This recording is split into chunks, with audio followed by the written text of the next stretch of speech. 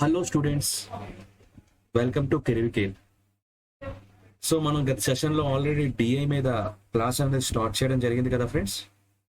So గత సెషన్లో నిన్నటి సెషన్లో ఏం చెప్పుకున్నాం ఒకసారి చూద్దామా.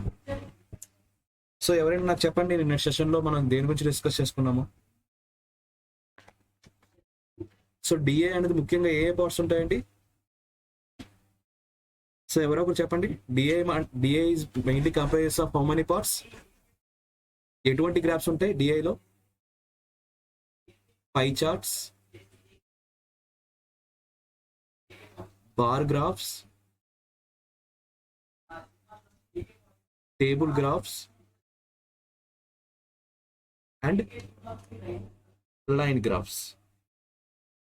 మనం నిన్నటి సెషన్ నుంచి కూడా బార్ గ్రాఫ్స్ స్టార్ట్ చేయడం జరిగింది ఫ్రెండ్స్. బార్ గ్రాఫ్ నేను ఇంట్రడక్షన్ ఇవ్వడం జరిగింది. సో బార్ గ్రాఫ్ లో మనం డిఫరెంట్ టైప్స్ ఆఫ్ క్వశ్చన్స్ కూడా మనం చూడడం జరిగింది. సో డిఏ అంటే మీకు మళ్ళీ ఒకసారి చెప్తున్నాను, జాగ్రత్తగా వినండి. Data interpretation is nothing but some data అనేది మీకు డిఫరెంట్ ఫార్మాట్స్ లో ఇస్తారనమాట. డిఫరెంట్ డయాగ్రామ్స్ రూపంలో ఇస్తారనమాట. డిఫరెంట్ డయాగ్రామ్స్ రూపంలో ఇచ్చినటువంటి డేటాని మీరు అనాలిసిస్ చేసి డిఫరెంట్ మ్యాథమెటికల్ ఆపరేషన్స్ ని అప్లై చేసి ఆన్సర్ ని రాబట్టాల్సి ఉంటుంది. ఓకేనా? సో ఇలా మనం డిఫరెంట్ టైప్స్ ఆఫ్ చార్ట్స్ అనేవి ఉంటాయి ఈ డిఐలో. కానీ మనకి ఎగ్జామినేషన్ పాయింట్ ఆఫ్ వ్యూలో మోస్ట్ ఇంపార్టెంట్ చార్ట్స్ అయినటువంటి 4 ఉన్నాయి. అవి ఈ 4 అనమాట. ఒకటి పై చార్ట్స్, రెండోది బార్ గ్రాఫ్స్, మూడోది table graphs and line graphs అనమాట. ఓకేనా? సో మనం బార్ గ్రాఫ్స్ అనేవి నిన్నటి సెషన్ లో స్టార్ట్ చేసామండి. బార్ గ్రాఫ్స్ అనేవి డిఫరెంట్ మోడల్స్ చూసాము. సో మీకు హోంవర్క్ క్వశ్చన్ కూడా ఇచ్చాను. ఎవరైనా హోంవర్క్ క్వశ్చన్ చేశారా అండి? సో ఎవరో రెస్పాన్స్ ఇవ్వండి. హోంవర్క్ క్వశ్చన్ ఎవరైనా చేశారా? ఫస్ట్ క్వశ్చన్ ఏమైనా ఆన్సర్ వచ్చిందమ్మా? ఎంత చెప్పగలరా ఫస్ట్ క్వశ్చన్ కి ఆన్సర్?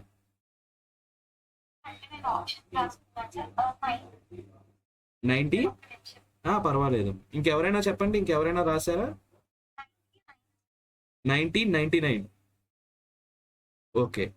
సో ముందుగా క్వశ్చన్ అర్థం చేసుకోండి. ఇక్కడ ఇచ్చినటువంటి డయాగ్రామ్ దేని గురించి ఇచ్చాడు? ఇక్కడ ఇచ్చినటువంటి డయాగ్రామ్ ఏంటి? Bar graphs. ఇవన్నీ కూడా బార్స్ రూపంలోనే ఉన్నాయి. ఈ బార్ గ్రాఫ్ అనేది ముఖ్యంగా దేని గురించి చెప్తుంది? 3 వేరు వేరు కంపెనీలు ఏంటంటే అవి ఎక్స్ అనే కంపెనీ, వై అనే కంపెనీ, జెడ్ అనే కంపెనీ ఉన్నాయంట. 3 వేరు వేరు కంపెనీలు కాగితాన్ని ఉత్పత్తి చేస్తున్నాయంట. ఈ కంపెనీలు ఏం చేస్తున్నాయంట? Paper production చేస్తున్నాయంట. మరి 3 వేరు వేరు కంపెనీలు అంటున్నారు, పేపర్ ప్రొడక్షన్ అంటున్నారు. ఓకే, బాగానే ఉంది. కానీ ఇక్కడ మళ్ళీ ఇయర్స్ ఎందుకు ఇచ్చారు? ఇయర్స్ లో ఒక్కొక్క ఇయర్ లో ఒక్కొక్క క్వాంటిటీ ప్రొడక్షన్ చేస్తుందట. క్వాంటిటీ అంటే ఏంటి? నెంబర్. ఓకేనా? సో మనకి ఎక్స్ అనే కంపెనీ ఫస్ట్ దండి. మనకి 1996 లో వరుసగా ఉండేటువంటి ఈ 3 కాలంలో ఎక్స్ అనేది ఫస్ట్, వై అనేది సెకండ్, జెడ్ అనేది థర్డ్. మీకు ఇక్కడ ముందు మనం నిన్న చేసినటువంటి బార్ గ్రాఫ్స్ లో డైరెక్ట్ గా నెంబర్స్ అనేవి ఇండికేట్ చేయడం జరిగింది. కానీ కొంచెం బార్ గ్రాఫ్స్ లో కొంచెం కష్టతరమైన క్వశ్చన్ల దగ్గర మాత్రం నెంబర్స్ అనేవి డైరెక్ట్ గా ఇవ్వరు. మీరు గ్రాఫ్ బట్టి అర్థం చేసుకోవాలి. ఎక్స్ అనే కంపెనీ 1996వ సంవత్సరంలో ఎన్ని లక్షల టన్నుల పేపర్ ప్రొడక్షన్ చేసింది అంటే ఏమని చెప్తారు? ఇది కరెక్ట్ గా ఎక్కడికి వెళ్ళాగింది? ఇక్కడికి వెళ్ళాగింది. అంటే ఇది ఎంత? 30 లక్షల టన్నుల పేపర్లు అన్నది ఉత్పత్తి చేసింది ఈ కంపెనీ, ఎక్స్ అనే కంపెనీ 1996లో. సేమ్ అలాగే వై అనేది ఎంత ప్రొడక్షన్ చేసింది అంటే ఏమని చెప్తారు? వై అనే దానికి 30 దగ్గర లేదు, 20 దగ్గర లేదు, ఇది మధ్యలో ఉందన్నమాట. ఈ గ్రాఫ్, ఈ పాయింట్ మధ్యలో ఉంది. 30కి 20కి మధ్యలో. అంటే మీరు ఏమని అజ్యూమ్ చేసుకోవాలంటే సగం. అంటే 30కి 20కి మధ్యలో మీడియన్ ఎవరండి? 25 కదా. So 25 lakh turns paper production చేసింది వై అనే కంపెనీ 1996 లో. జెడ్ అనే కంపెనీ 40కి 30కి మధ్యన ఉంది. అంటే 35 lakh పేపర్ ప్రొడక్షన్ చేసింది అనమాట. అంటే మీరు నెంబర్స్ అనేవి డైరెక్ట్ గా ఇవ్వకపోయినా సరే ఇచ్చినటువంటి గ్రాఫ్ బట్టి అర్థం చేసుకోవాలి. ఇది ఇక్కడ అర్థమైంది కదా ఈ పాయింట్ అనేది. సో ఇలా ప్రతి సంవత్సరంలో కూడా ఎక్స్, వై, జెడ్ ప్రతి సంవత్సరంలో కూడా ఎంతెంత పేపర్ ప్రొడక్షన్ చేసిందో ఇక్కడ డేటా అనేది ఇవ్వడం జరిగింది డయాగ్రమాటికల్ రూపంలో. దీన్ని మీరు థియరీ రూపంలో అర్థం చేసుకోవాలి. ఓకేనా? ఇప్పుడు ఫస్ట్ క్వశ్చన్ చూద్దామండి. ఫస్ట్ క్వశ్చన్ ఏం చెప్తున్నా చూద్దాం. సో 1999 అనేది ఎవరికంటే వచ్చింది? మేడం గారు పేరేంటండి? సారీ సార్, నేను సార్ పెట్టిన క్వశ్చన్స్ అనుకున్నాను సార్. సార్ కూడా క్వశ్చన్ షేర్ చేశారు కదా, అప్ చేశాను సార్. ఆహా, దాంట్లో కూడా 1999 ఆప్షన్ ఉందా? దాంట్లో కూడా ఉంది సార్. ఆహా, పోన్లేనా. ఆహా, వర్క్ షీట్ లో ఉండేటువంటి ఎగ్జాంపుల్స్ చేసినట్టున్నారు అయితే. Okay okay, no problem. So ఇక్కడ ఫస్ట్ క్వశ్చన్ చూద్దాం, హోంవర్క్ క్వశ్చన్ అనేది చూద్దాం. సో మాక్సిమం ప్రాక్టీస్ చేయండి, ప్రాక్టీస్ చేస్తేనే ఇవి బాగా అర్థమవుతాయి అనమాట. ప్రాక్టీస్ చేస్తేనే మీరు ఎక్కడ క్లిష్టతరంగా ఫేస్ చేస్తున్నారు, అంటే ఎక్కడ డిఫికల్టీ ఫేస్ చేస్తున్నారో అర్థమవుతుంది. ఆ డిఫికల్టీని మీరు నన్ను అడగగలరు, మీకు మీకు నేను కొంచెం అర్థమయ్యేలా చెప్పగలను. సో మీరు అస్సలు ప్రాక్టీస్ చేయకుండా వచ్చేస్తారంటే మాత్రం డిఐ దగ్గర నుంచి మార్క్స్ ఆశించడం అనేది అత్యాశ అవుతుంది. మీరు దయచేసి పెన్ అనేది పేపర్ మీద పెట్టి ప్రాక్టీస్ చేయాలి. చేస్తేనే మీరు ఎక్కడో దగ్గర ఆగిపోతారు, ఖచ్చితంగా అవుతారు. అలా ఆగితేనే సబ్జెక్ట్ వస్తున్నట్టు. సో అలా ఆగినప్పుడు మీకు వచ్చినటువంటి సందేహాన్ని మీరు ఇక్కడ నివృత్తి చేసుకుంటే అది సబ్జెక్ట్ అనేది ఇంప్రూవ్ అవ్వడం డే బై డే. ఓకేనా? సో ఇక్కడ ఇచ్చినటువంటి ప్రాబ్లం చూడండి. For which of the following years the percentage rise or fall in the production from previous year is the maximum for the company Y. ఇక్కడ ఏమంటున్నాడు question లో, ఇక్కడ company వైకి సంబంధించిన data మాత్రమే చూడండి. ఎందుకంటే క్వశ్చన్ లో కంపెనీ ఎక్స్ గురించి అడగలేదు, కంపెనీ జెడ్ గురించి అడగలేదు. రెడ్ కలర్ మార్క్ లో ఉండేటువంటి కంపెనీ వై యొక్క డేటా మాత్రమే మీకు ఇంపార్టెంట్. సో కంపెనీ వై యొక్క డేటాలు రాసేయండి. కంపెనీ వై 1996 లో ఎంత మిలియన్ టన్నులు ప్రొడక్షన్ చేసింది? 20. అదే 1997 లో కంపెనీ వై ఎంత మిలియన్ లో ప్రొడక్షన్ చేసింది? ఈ లైన్ అంతా 40కి 30కి మధ్యలో ఉంది ఈ లైన్, అంటే 35. కంపెనీ వై 1998 లో ఎంత ప్రొడక్షన్ చేసింది? ఇక్కడ కూడా 35. 1999 లో కంపెనీ వై యొక్క ప్రొడక్షన్ ఎంత? 40. 2000 లో కంపెనీ వై యొక్క ప్రొడక్షన్ ఎంత? 50. సో మీకు అన్ని సంవత్సరాలకి డేటా తెలిసిపోయింది. కానీ అన్ని క్యాలిక్యులేట్ చేయాల్సిన అవసరం లేదు, ఇక్కడ ఆప్షన్లు బట్టి మీరు మూవ్ అవ్వచ్చు. ఓకేనా? ఎందుకంటే ఎప్పుడైనా ప్రీవియస్ ఇయర్ తో కంపారిజన్ చేస్తున్నప్పుడు ఆ క్వశ్చన్ అనేది మీకు కొంచెం టైం టేకింగ్ క్వశ్చన్ అనేది అర్థం చేసుకోమని మీకు ఇదివరకే చెప్పాను కిందటి సెషన్ లో. ప్రీవియస్ ఇయర్స్ తో కంపారిజన్ చేస్తూ ఎక్కువైందా తక్కువైందా, గత సంవత్సరంతో పోలిస్తే ఈసారి ప్రొడక్షన్ ఎక్కువైందా తక్కువైందా అని పోల్చి చూసేటువంటి పర్సంటేజ్ క్వశ్చన్లు ఫైండ్ అవుట్ చేసే ముందు చాలా ఎక్కువ టైం పడుతుందని ఆలోచించండి. ఇలాంటి క్వశ్చన్లు మీరు లాస్ట్ లో చేసుకున్నా పర్వాలేదు. ఓకేనా?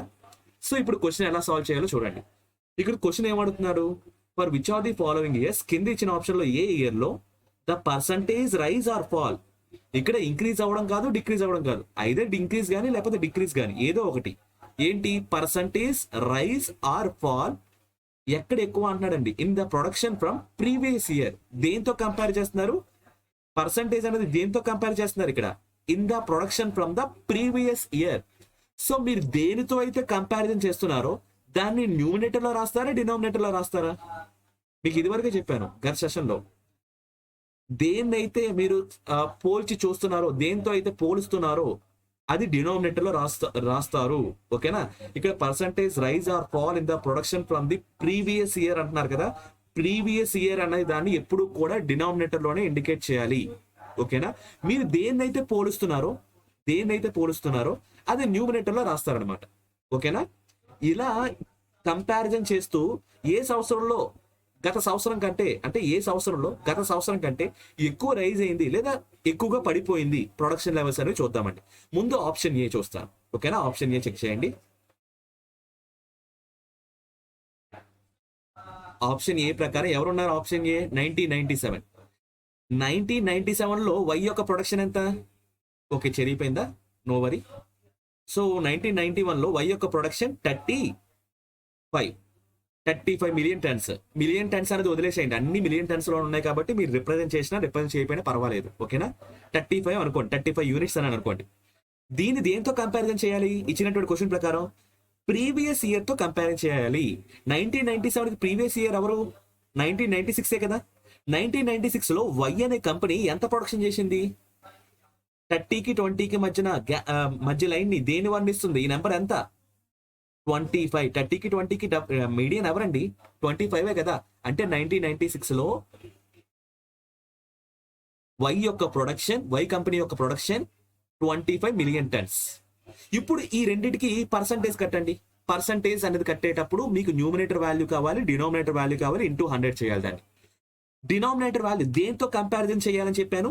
ప్రీవియస్ ఇయర్ తో మీరు కంపారిజన్ చేస్తున్నారు. అంటే ప్రీవియస్ ఇయర్ అంటే ఎవరు ఇక్కడ 1996 తో 1997 ని కంపారిజన్ చేస్తున్నారు. 1996 తో కంపారిజన్ చేస్తున్నారు.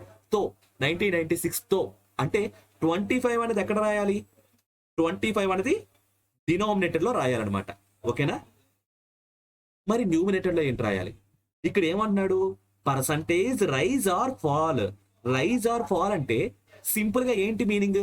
రైజ్ అన్నా అంటే ఎంత ఎక్కువైంది, గత సంవత్సరంతో పోలిస్తే ఈ సంవత్సరం ఎంత ప్రొడక్షన్ ఎక్కువైంది, లేదా గత సంవత్సరంతో పోలిస్తే ఈ సంవత్సరం ఎంత పడిపోయింది ప్రొడక్షన్, అంటే రైజ్ ఆర్ ఫాల్ ఏదైనా చెప్పొచ్చు అంటున్నాడు. అంటే దాని మీనింగ్ ఏంటి? డిఫరెన్స్ అని మీనింగ్. ఓకేనా? అంటే 25 కి 35 కి గత సంవత్సరానికి ప్రెసెంట్ సంవత్సరానికి అంటే 1997 కి డిఫరెన్స్ ఎంత? 25 కి 35 కి 10 కదండి. సో ఇక్కడ మనకి పర్సంటేజ్ ఎంత అవుతుంది? 5 2s 5 5s 2/5 ఫ్రాక్షన్ వాల్యూ ఎంత? లేదా సింపుల్ గా మీరు 2/5 into 100 అంటే 5 1s 5 20s.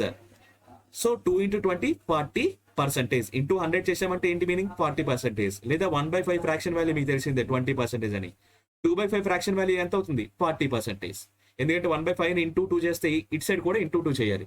సో ఇంటూ 2 చేస్తే 2/5 అవుతుంది. 20% ఇంటూ 2 చేస్తే 40% అవుతుంది అనమాట. సో ఫస్ట్ దాని ఆన్సర్ ఎంత వచ్చింది? 40%. పక్కన పెట్టండి. ఇది 40% ఇంక్రీజ్ అయినా డిక్రీజ్ అయినా ఏ ప్రాబ్లం లేదు. ఇక్కడ రైజ్ ఆర్ ఫాల్ అన్నాడు. సో మనకి ఇంక్రీజ్ అయినా డిక్రీజ్ అయినా పర్వాలేదు. ఆప్షన్ బి చెక్ చేయండి. ఆప్షన్ బి ఏంటి? 1998 అనేది ప్రెసెంట్ ఇయర్ అనుకుంటే 1998 లో వై అనేవాడు ఎంత ప్రొడక్షన్ చేశాడు? 35 మిలియన్ టన్స్. అదే వై గత సంవత్సరం అంటే 1998 కి గత సంవత్సరం అంటే ఎవరు? ప్రీవియస్ ఇయర్ అంటే ఎవరు? 1997. 1997 లో వై కంపెనీ నుంచి ఎంత ప్రొడక్షన్ జరిగింది?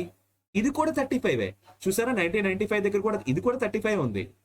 ఇక్కడ మీకు తెలిసిపోద్ది. ఎందుకంటే న్యూమినేటర్ వాల్యూ డినామినేటర్ వాల్యూ ఏంటి? ప్రీవియస్ ఇయర్ 35 తో కంపేర్ చేస్తున్నారు. కానీ ఇక్కడ న్యూమినేటర్ వాల్యూ ఏంటి? Change, difference, rise or fall. అంటే 35 కి 35 కి డిఫరెన్స్ ఎంత అండి?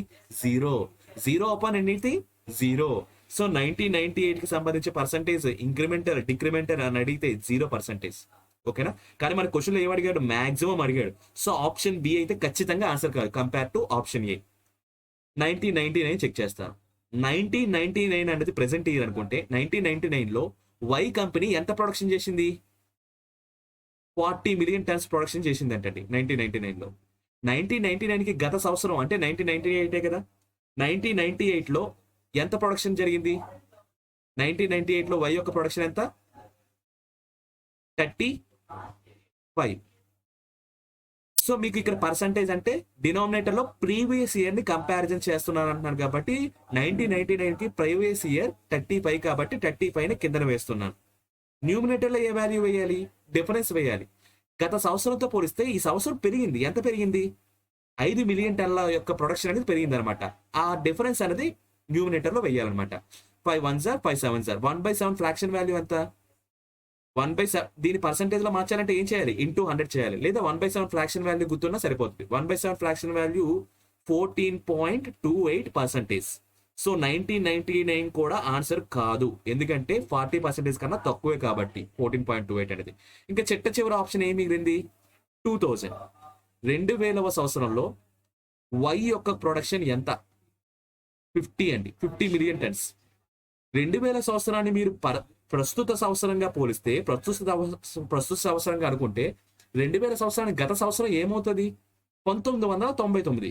1999లో పేపర్ ప్రొడక్షన్ అనేది ఎంత అయింది? వై కంపెనీకి 45 మిలియన్ టన్స్ మాత్రమే అయింది. సారీ 45 40. ఈ లైన్ దేన్ని రిప్రజెంట్ చేస్తుంది? 40 రిప్రజెంట్ చేస్తుంది. సో 40. ఓకేనా? ఇక్కడ ప్రీవియస్ ఇయర్ ఎవరు? 1999 ప్రీవియస్ ఇయర్ ఆప్షన్ డి ప్రకారం. సో ప్రీవియస్ ఇయర్ ని కింద రాస్తారు. పైన ఏంటి రాయాలి? డిఫరెన్స్. ప్రీవియస్ ఇయర్ కి ప్రెసెంట్ ఇయర్ కి డిఫరెన్స్. 40 కి 50 కి డిఫరెన్స్ ఎంత? 10. సో 1/4 అంటే 1/4 ఫ్రాక్షన్ వాల్యూ ఎంత అండి? 1/4 into 100 25%. సో 25% ఎక్కువ 40% ఎక్కువ? 40% ఎక్కువ. అంటే ఆప్షన్ డి కూడా తప్పే. సో కరెక్ట్ ఆన్సర్ ఏంటి? Option A is the right answer. So మనకు ఆప్షన్ ఏ దగ్గరే ఎక్కువ చేంజ్ అనేది జరిగింది అనమాట. 40% చేంజ్ అనేది జరిగింది అనమాట. గుర్తుపెట్టుకోండి, ఇలా ఆప్షన్లు చెక్ చేసి వెళ్ళేటువంటి క్వశ్చన్లు అన్ని కూడా టైం టేకింగే. ఎప్పుడైతే ప్రీవియస్ ఇయర్ తో కంపారిజన్ చేయమన్నాడో ఇలాంటి క్వశ్చన్ని మీరు లాస్ట్ లో అటెంప్ట్ చేయండి ఫ్రెండ్స్. ఓకేనా, లాస్ట్ లో అటెంప్ట్ చేస్తే మీకు ఈజీగా ఉంటుంది అనమాట. ఓకేనా. సో ఫ్రెండ్స్, మనకి ఏదైతే ఈ క్లాసెస్ అవుతున్నాయి కదా, ఈ క్లాసెస్ కి సంబంధించిన మీకు ఎట్లాంటి డౌట్ ఉన్నా సరే రికార్డింగ్ క్లాసెస్ అనేవి మన యాప్ లో ప్రొవైడ్ చేయడం జరుగుతుంది అనమాట. మన యాప్ లో ప్రొవైడ్ చేసినటువంటి రికార్డింగ్ క్లాసెస్ అనేవి మీ పర్చేస్ చేసే ఉంటారు కదా, ఆ పర్చేస్ చేసినటువంటి కంటెంట్ దగ్గర మీకు ఇది అవైలబిలిటీలో ఉంటుంది. ఏ డౌట్ ఉన్నా సరే మళ్ళీ మీరు రీక్యాప్ చేసుకుని చూడొచ్చు అనమాట. దాంట్లో ఎట్లాంటి ప్రాబ్లము లేదు.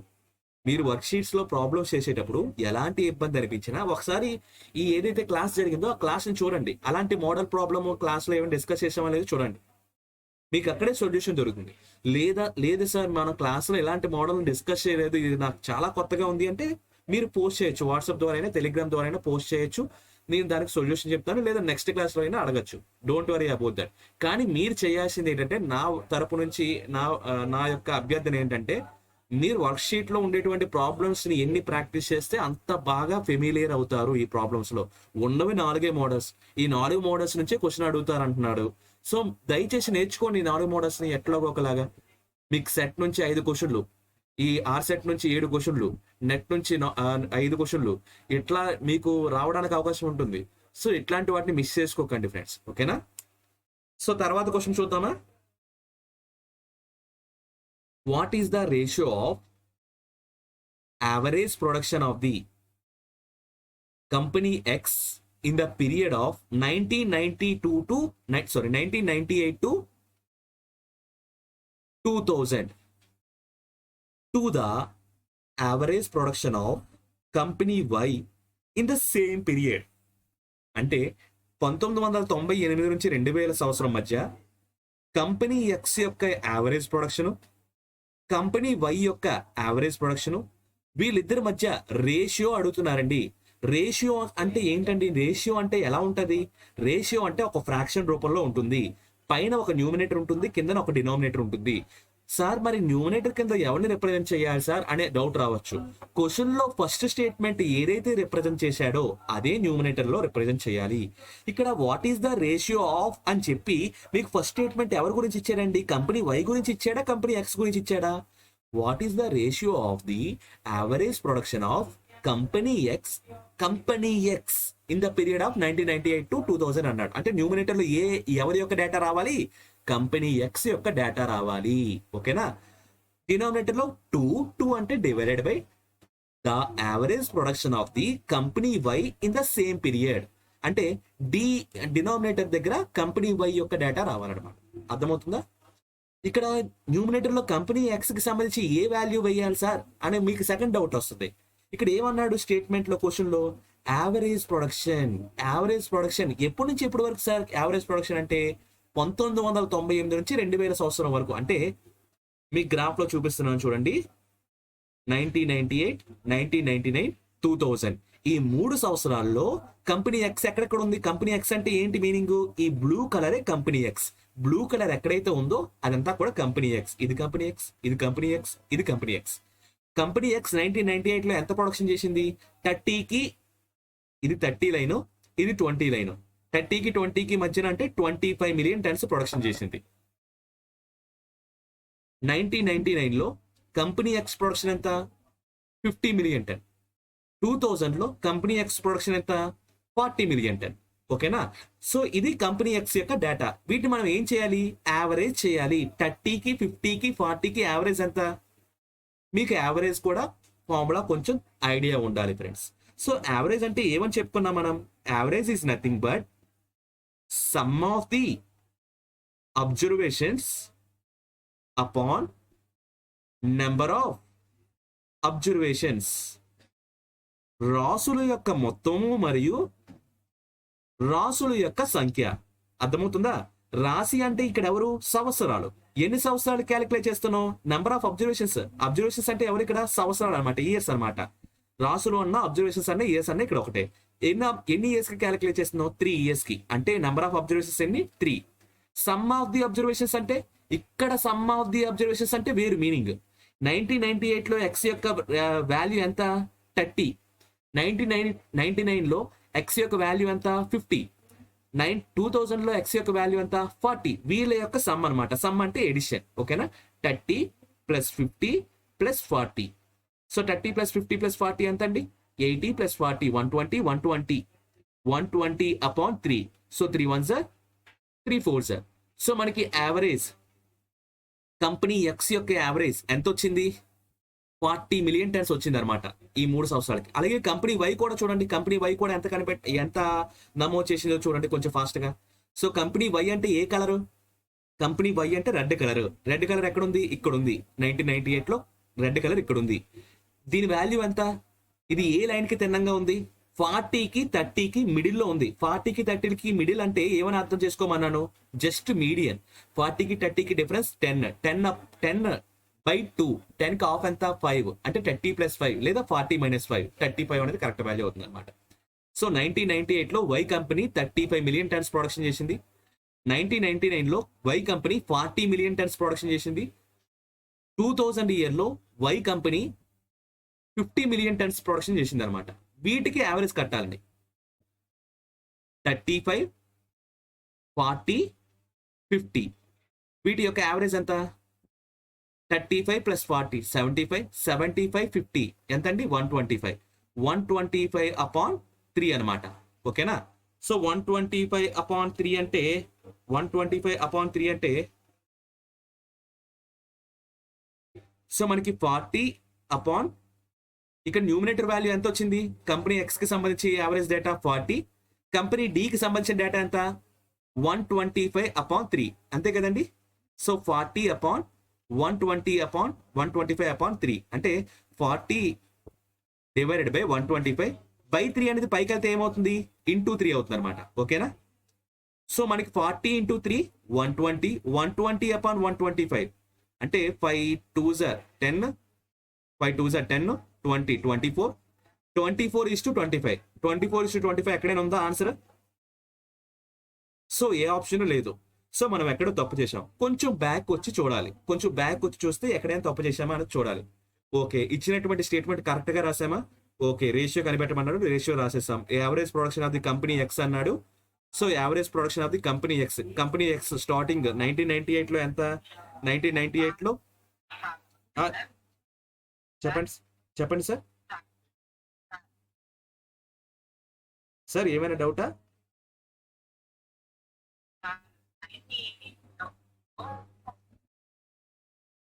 సార్ వాయిస్ బ్రేక్ అవుతుందండి.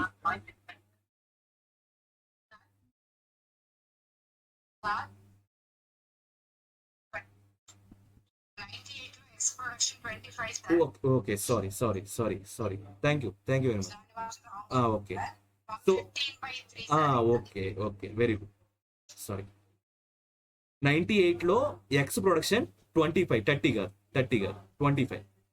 సో 30కి 20కి మిడిల్ లో 25 ఉంది. 25 + 50 + 40 అంటే సో అరేంజ్ చేస్తాను. ఇది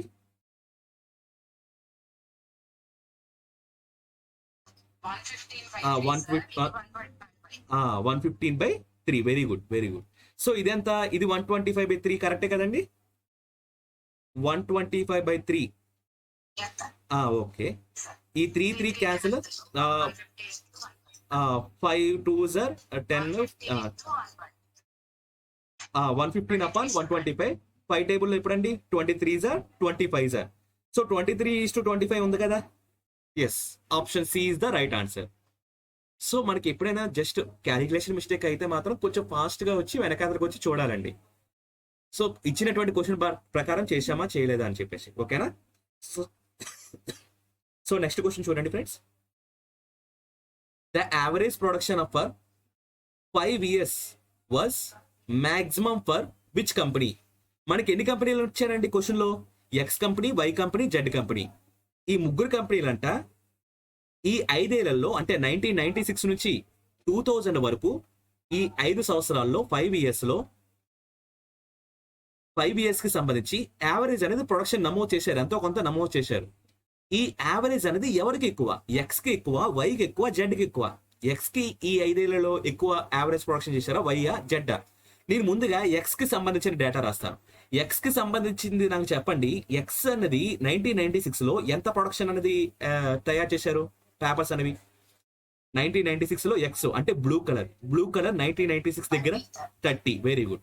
సో 1997 లో అండి 45. 1998 లో 1998 లో ఎంత అండి? 25. 1999 లో 50. 2000 లో 40. వీటిని ఏం చేయాలి నేను?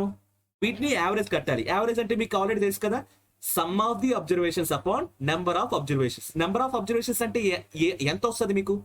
ఎన్ని ఇయర్స్ కి కడుతున్నారో అదే నెంబర్ ఆఫ్ అబ్జర్వేషన్స్. ఇక్కడ ఎన్ని ఇయర్స్ కి కడుతున్నారు? ఎక్స్ కంపెనీకి సంబంధించి 5 సంవత్సరాలకి సంబంధించిన డేటాని మీరు క్యాలిక్యులేట్ చేస్తున్నారు, యావరేజ్ కడుతున్నారు. అంటే 5 సంవత్సరాలు అన్నది 5 ఇయర్స్ అన్నది నెంబర్ ఆఫ్ అబ్జర్వేషన్స్ కి సమానం అనమాట. అంటే ఎక్స్ యొక్క 5 ఇయర్స్ యొక్క యావరేజ్ కడుతున్నప్పుడు డినామినేటర్ వాల్యూ ఎంత అండి? 5. సమ్ ఆఫ్ ది అబ్జర్వేషన్స్ అంటే 30 + 45.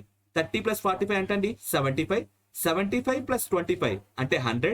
100 + 50 ఎంత అండి? 150. 150 + 40 ఎంత? 190.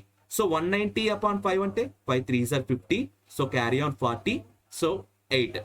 సో ఎక్స్ 5 సంవత్సరాలకి కలిపి ఎన్ని మిలియన్ల టన్నుల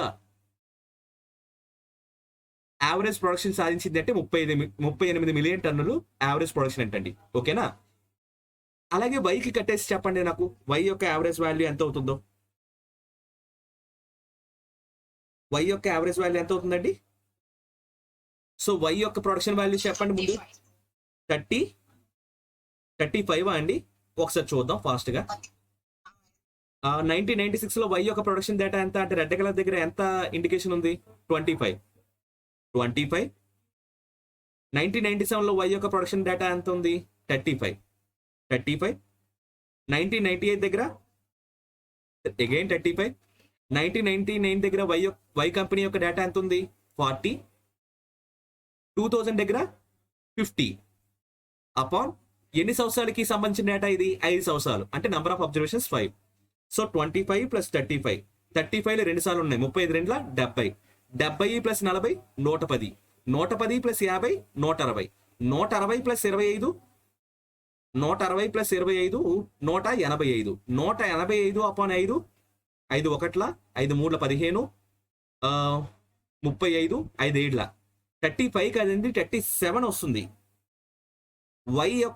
వై కంపెనీ యొక్క యావరేజ్ డేటా అనేది 37 మిలియన్ టన్స్. ఓకేనా? సో జెడ్ యావరేజ్ చూడండి. అలాగే జెడ్ యావరేజ్ కనిపెట్టేసి చెప్పండి నాకు. జెడ్ యొక్క డేటా ఎంత 1996 లో? 1996 లో గ్రీన్ కలర్, జెడ్ అంటే గ్రీన్ కలర్ కంపెనీ ఇండికేట్ చేస్తుంది. 35. సో డైరెక్ట్ గా రాసేస్తాను ఇక్కడ. సో 35 1996 లో. 97 దగ్గర 40. తర్వాత ఇయర్ 1998 లో 45. తర్వాత 1999 లో 35.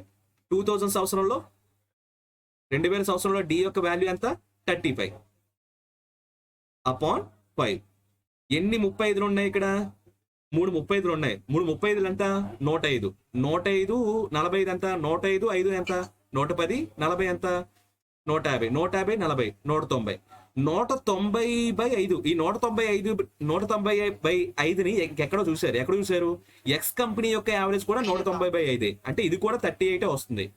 అంటే ఆప్షన్ ఏంటి కరెక్ట్? ఎక్కడ మాక్సిమం అడిగాడు, మినిమం అని అడిగాడు అనుకోండి, వై యావరేజ్ అనేది కరెక్ట్. ఎందుకంటే 37 మిలియన్ టన్సే ప్రొడక్షన్ చేసింది యావరేజ్ గా. కానీ ఎక్స్ యొక్క యావరేజ్, జెడ్ యొక్క యావరేజ్ రెండు సమానమే. సో బోత్ అనేది కరెక్ట్ ఆన్సర్ అవుతుంది. So option D is the right answer. So మనకి మాక్సిమం ప్రొడక్షన్ అనేది ఎక్స్ కంపెనీ దగ్గర, జెడ్ కంపెనీ దగ్గర రెండు చోట్ల కూడా ఈ 5 సంవత్సరాలకు గాను ప్రొడక్షన్ అనేది ఎక్కువగా జరిగింది. ఓకేనా? సో నెక్స్ట్ క్వశ్చన్ కి వెళ్దామా? So last question from this diagram. So మనకి ఏం అడుగుతున్నాడండి?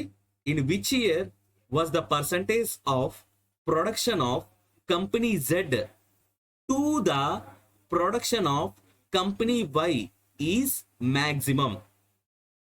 ఇక్కడ కూడా ప్రతి ఆప్షన్ చెక్ చేయాలండి. ఇన్ విచ్ ఇయర్ అని అన్నప్పుడు ఏ సంవత్సరం మనకి తెలియదు. 1996, 97, 98, 99 మనకి తెలియదు. కానీ ప్రతి సంవత్సరం దగ్గర కూడా ఏం చెక్ చేయమంటున్నాడు? పర్సంటేజ్ అనేది చెక్ చేయమంటున్నాడు. పర్సంటేజ్ అనేది ఏంటి? Percentage of the production of company Z to the company Y is maximum. Company Z అంటే ఎవరండి? Green colour. గ్రీన్ కలర్ తో ప్రొడక్ట్ చూస్తే రెడ్ కలర్ అనేది ఎక్కడ మాక్సిమం గా ఉంది? సింపుల్ గా మీరు ఏం చూస్తారంటే డిఫరెన్స్ చూడండి ముందు. ఫస్ట్ ఆప్షన్ ఏంటి? 1996 కదా. 1996 లో వై యొక్క వాల్యూ ఎంత? వై కంపెనీ ఎంత ప్రొడక్షన్ చేసింది అంటే రెడ్ కలర్. 1996 లో red colour 25, Z company 35 million tons. ఓకేనా? సో 25, 35 96 లో. ఇక్కడ percentage of the production of the company Z to the company Y అంటున్నాడు. అంటే ఎవరు కింద రావాలి, ఎవరు పైన రావాలి? ఇక్కడ మనకి ఎవరినైతే to the, over the, previous to the, with respect to the, ఇలాంటి క్వశ్చన్లు, ఇలాంటి పదాలు ఇచ్చిన తర్వాత ఎవరైతే స్టేట్మెంట్ లో ఉంటారో వాళ్ళు డినామినేటర్ లో ఇండికేట్ చేస్తారు. To the production of the company Y, company వైతో పోలిస్తే, కంపెనీ వైతో అంటే కంపెనీ వైని మీరు పోలుస్తున్నారు అంటే కింద డినామినేటర్ లో ఎవరిని పెట్టాలి? 25 రావాలి. ఓకేనా? తర్వాత కంపెనీ వైకి జెడ్కి డిఫరెన్స్ ఎంత ఉంది? 1996 లో 10 ఉంది. సో 10/25 అంటే 5 2s are 5 5s are. 2/5 fraction value ఎంత అండి? 1/5 ఫ్రాక్షన్ వాల్యూ 20%, 2/5 ఫ్రాక్షన్ వాల్యూ 40%. 1996 లో 40% అనమాట. కానీ ఏంటిది 40% అనేది? కంపెనీ వైతో పోలిస్తే, కంపెనీ జెడ్ తో పోలిస్తే, కంపెనీ వైకి ఉండేటువంటి, కంపెనీ వైతో పోలిస్తే కంపెనీ జెడ్ యొక్క పర్సంటేజ్ ఆఫ్ ప్రొడక్షన్ అనమాట. ఓకేనా? ఇంత ఎక్కువ, 40% ఎక్కువ. 1996 లో కంపెనీ జెడ్ 40% ఎక్కువ ప్రొడక్షన్ సాధించింది ఈ రెడ్ కలర్ బ్లాక్ తో పోలిస్తే. ఇది 40%కి సమానం కంపెనీ వై యొక్క ప్రొడక్షన్ లో. ఓకేనా? కానీ మనకి ఏంటి మ్యాక్సిమం అడుగుతున్నాడు. 1997 చూడండి. 1997 లో వై యొక్క ప్రొడక్షన్ ఎంత? 35. జెడ్ యొక్క ప్రొడక్షన్ ఎంత? 40.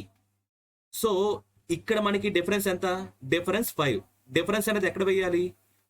డిఫరెన్స్ అనేది మనకి న్యూమినేటర్ లో వేయాలి. అలాగే మనకి ఎవరిని కంపారిజన్ చేస్తున్నాం? ఎవరితో కంపారిజన్ చేస్తున్నాం? కంపెనీ వైకి సంబంధించిన డేటా కిందన వేయాలి, డినామినేటర్ లో వేయాలి. So 5 1s are 5 7s are. 1/7 fraction value ఎంత అండి? 14.28%. సో మనకి సెకండ్ ఆప్షన్ 14.28% వచ్చింది. ఫస్ట్ ఆప్షన్ 40% వచ్చింది. ఓకేనా? థర్డ్ ఆప్షన్ చూడండి. 1998 లో వై యొక్క ప్రొడక్షన్ ఎంత? 35. జెడ్ యొక్క ప్రొడక్షన్ ఎంత? 45.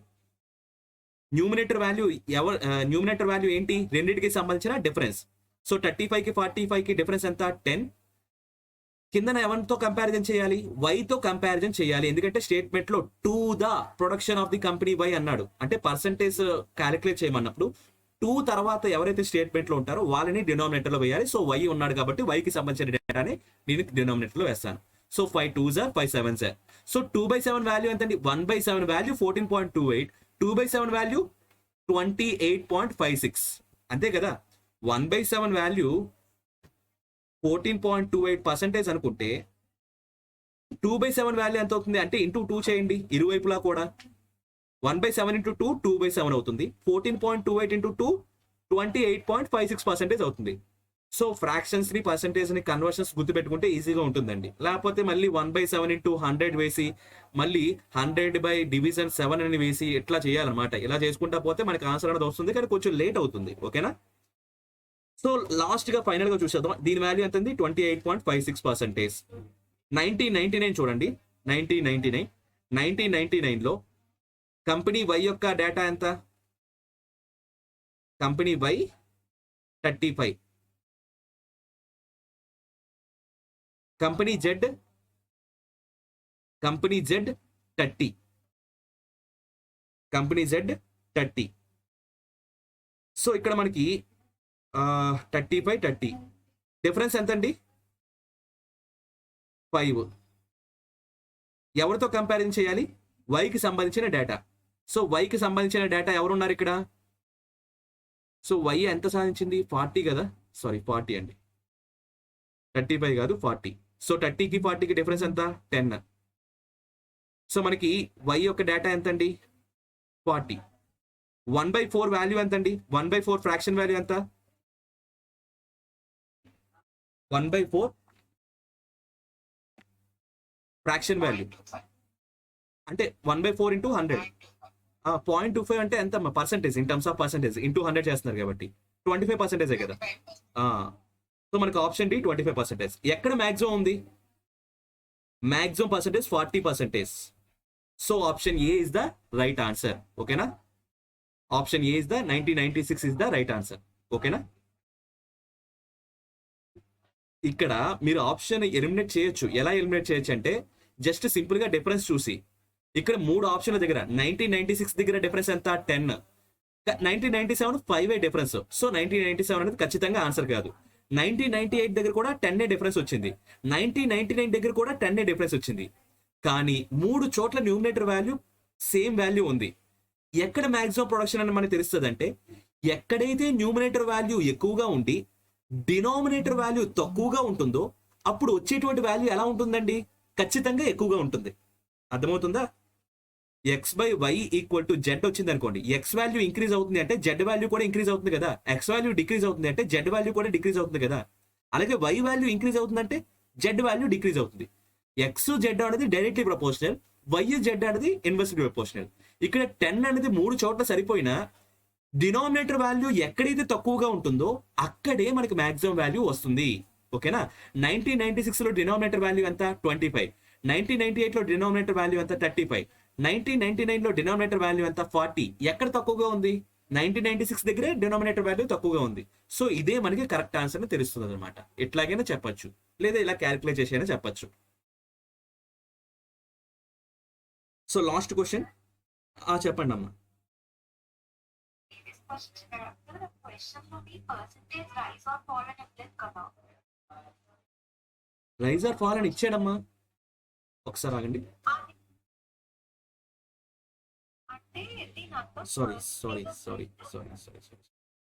సారీ అమ్మా, ఇక్కడ రైజ్ ఆర్ ఫాల్ అనేది ఇవ్వలేదు. సారీ, ఇక్కడ డిఫరెన్స్ కానీ రైజ్ ఆర్ ఫాల్ అనేది కానీ ఇవ్వలేదు. ఇక్కడ డిఫరెన్స్ అనేది చేయాల్సిన అవసరం లేదు. ఇక్కడ మీరు ఏం చేయాలంటే జస్ట్ సింపుల్ గా company Z to company Y అన్నాడు. సింపుల్ గా మీరు ఏం చేయాలంటే జెడ్ వాల్యూ పైన వేసేసి కిందన వై తో కంపారిజన్ చేయడమే. అంటే డినామినేటర్ వాల్యూస్, ఒక్క నిమిషం, సారీ ఫర్ దట్. ఇక్కడ కంపెనీ జెడ్ తో పర్సంటేజ్ అనేది క్యాలిక్యులేట్ చేయమన్నాడు. దేనికి మధ్య? కంపెనీ జెడ్ కి కంపెనీ వై కి మధ్య. సో డినామినేటర్ అనేది సేమ్ ఇందాక మళ్ళీ కంపెనీ వై అనేది కరెక్టేనండి. 1996 చూడండి. 1996 లో కంపెనీ జెడ్ వాల్యూ ఎంత? 1996 లో 35 మాత్రమే వేస్తారు న్యూమినేటర్ లో, ఎందుకంటే ఫస్ట్ స్టేట్మెంట్ ఇచ్చారు కాబట్టి. డినామినేటర్ లో ఏం వేయాలి? డినామినేటర్ అంటే కంపెనీ వై కి సంబంధించిన డేటా వేయాలి. కంపెనీ వై 1996 లో ఎంత ఉంది? 25. సో దీన్ని ఇంటూ 100 చేసినా పర్వాలేదు, లేదా ఫ్రాక్షన్ వాల్యూ కనిపెట్టినా పర్వాలేదు. 5 7 సార్ 5 5 సార్ 7/5 అంటే 5/5 ప్లస్ 2/5 అంటే 7/5 కదండి. అంతేనా? 5/5 అంటే 1 అండి. 2/5 అంటే మనం దీనికి ఫ్రాక్షన్ వాల్యూ కనిపెడతాం. అంటే 1 అంటే పర్సంటేజ్ వాల్యూ అంతా 100% కదా మీనింగ్. 1/1 అంటే 100% కదండి. 1 అంటే 100% కదా. ఇప్పుడు 2/5% వాల్యూ ఎంత? 1/5 ఫ్రాక్షన్ వాల్యూ 20% అనుకుంటే 2/5 ఫ్రాక్షన్ వాల్యూ ఎంత పర్సెంటేజ్? 40%. సో 100% 40%. సో మనకి టోటల్ గా 7/5 వాల్యూ ఎంత అవుతుంది అంటే 140%. లేదా ఇలా కష్టంగా ఉంది సార్ అనుకుంటే 7/5 ని ఇంటూ 100 చేస్తే 5 1 సార్ 5 20 సార్ 7 into 20 140%. సో 1996 లో ఎంత వచ్చింది పర్సెంటేజ్ వాల్యూ? 140%. ఓకేనా? అలాగే 1997 కి చూడండి. 1997 లో company Z to the production of the company Y. Company Z ఎంత ఉంది 1997 లో? 40. కంపెనీ వై ఎంత ఉందండి? 35. ఫ్రాక్షన్ వాల్యూ ఎంత? 5 8 సార్ 5 7 సార్. అంటే దీన్ని ఎలా రాయొచ్చు? 1 ప్లస్ అంటే 1 ప్లస్ 1/7 కింద రాయొచ్చా? 8/7 అంటే అదే కదండి మీనింగ్. డినామినేటర్ కన్నా న్యూమినేటర్ అనేది ఎన్ని భాగాలు ఎక్కువగా ఉంది? ఒక భాగం ఎక్కువ ఉంది. అంటే 1/7 కదా మీనింగ్. 1 ప్లస్ 1/7 అన్నా 8/7 అన్నా ఒకటే కదా మీనింగ్. 1 అంటే ఎంత? 100% కదా. 1/7 అంటే ఎంత? 14.28% కదా, అంటే 100 ప్లస్ 14.28% 114.28%. ఓకేనా, లేదా ఈ 8/7 ఇంటూ 100 చేసిన ఇదే వాల్యూ వస్తుంది. ఓకేనా, సో 1997 దగ్గర మనకి ఎంత వచ్చింది వాల్యూ? 114.28%. 1998 దగ్గర చెప్పండి. 1998 దగ్గర కంపెనీ జెడ్ కి సంబంధించిన డేటా ఎంత ఉంది? 45 అపాన్ కంపెనీ వైకి సంబంధించిన data 35 into 100. So 5 9s are 5 7s are. So 9/7 అంటే మీనింగ్ ఏంటి? 9/7 అంటే 1 ప్లస్ 2/7 కదండి మీనింగ్. 1 అంటే 100%, 2/7 అంటే 1/7 వాల్యూ 14.28%. 2/7 వాల్యూ 1/7 ఏం చేస్తే 2/7 అవుతుంది? 1/7 ఇంటూ 2 చేస్తే 2/7 అవుతుంది. అలాగే 14.28 ని కూడా ఇంటూ 2 చేయాలి అలాంటప్పుడు. So 14.28 into 2, 2 14s are 28, 2 28s are 56, అంటే 28.56. 100% ప్లస్ 28.56% అంటే టోటల్ గా ఆప్షన్ సి ఎంత అండి? 128.56%. ఫైనల్ గా మనకి ఏం మిగిలింది? 1999. సో 1999 అనేది చూద్దామండి. 1999 దగ్గర company Z to company Y ratio ఎంత అని అడుగుతున్నాడు. కంపెనీ జెడ్ వాల్యూ ఎంత ఉంది 1999 దగ్గర? 40 ఉంది. కంపెనీ వై వాల్యూ, సారీ నేను కంపెనీ వై వాల్యూ రాసేసాను. కంపెనీ జెడ్ వాల్యూ ఎంత ఉంది 1999 దగ్గర? 35. కంపెనీ వై వాల్యూ ఎంత ఉందండి 1999 దగ్గర? 40 ఉంది. సో 35 అంటే 5 7s are, 40 అనేది 5 8s are. 7/8 వాల్యూ ఎంత అండి? Fraction value. 1/7 ఫ్రాక్షన్ వాల్యూ ఎంత అండి? సారీ 1/8 ఫ్రాక్షన్ వాల్యూ ఎంత? డినామినేటర్ లో 8 ఉంది కాబట్టి 1/8, బట్ 1/8 టేబుల్ రావాలి. 1/8 టేబుల్లో 1/8 1s are 1/8. కానీ 1/8 అనేది మనకి ఫ్రాక్షన్ వాల్యూ పర్సంటేజ్ లో మారిస్తే ఎంత? 12.5%. ఓకేనా, సో 1/8 అనేది 12.5%. 1/8 ని ఏం చేస్తే 7/8 అవుతుంది? ఇరువైపులా కూడా బోత్ సైడ్స్ కూడా ఇంటూ 7 చేయండి. 1/8 ని 7 చేస్తే ఇంటూ 7 చేస్తే 7/8 అవుతుంది. అప్పుడు మనకి ఈ 12.5 ని కూడా ఏం చేయాలి? ఇంటూ 7 చేయాలి. 12.5 ఇంటూ 7 ఏమవుతుంది? 87.5%. ఓకేనా, లేదా సింపుల్ గా చెప్పాలి అంటే 7/8 అనేది ఎలా వస్తుందండి? 1 నుంచి 1/8 తీసేస్తే ఏమొస్తుంది? 7/8 కదా. 1 అంటే మీనింగ్ ఏంటి? 100% కదా. మైనస్ 1/8 అంటే మీనింగ్ ఏంటి? 12.5% కదా.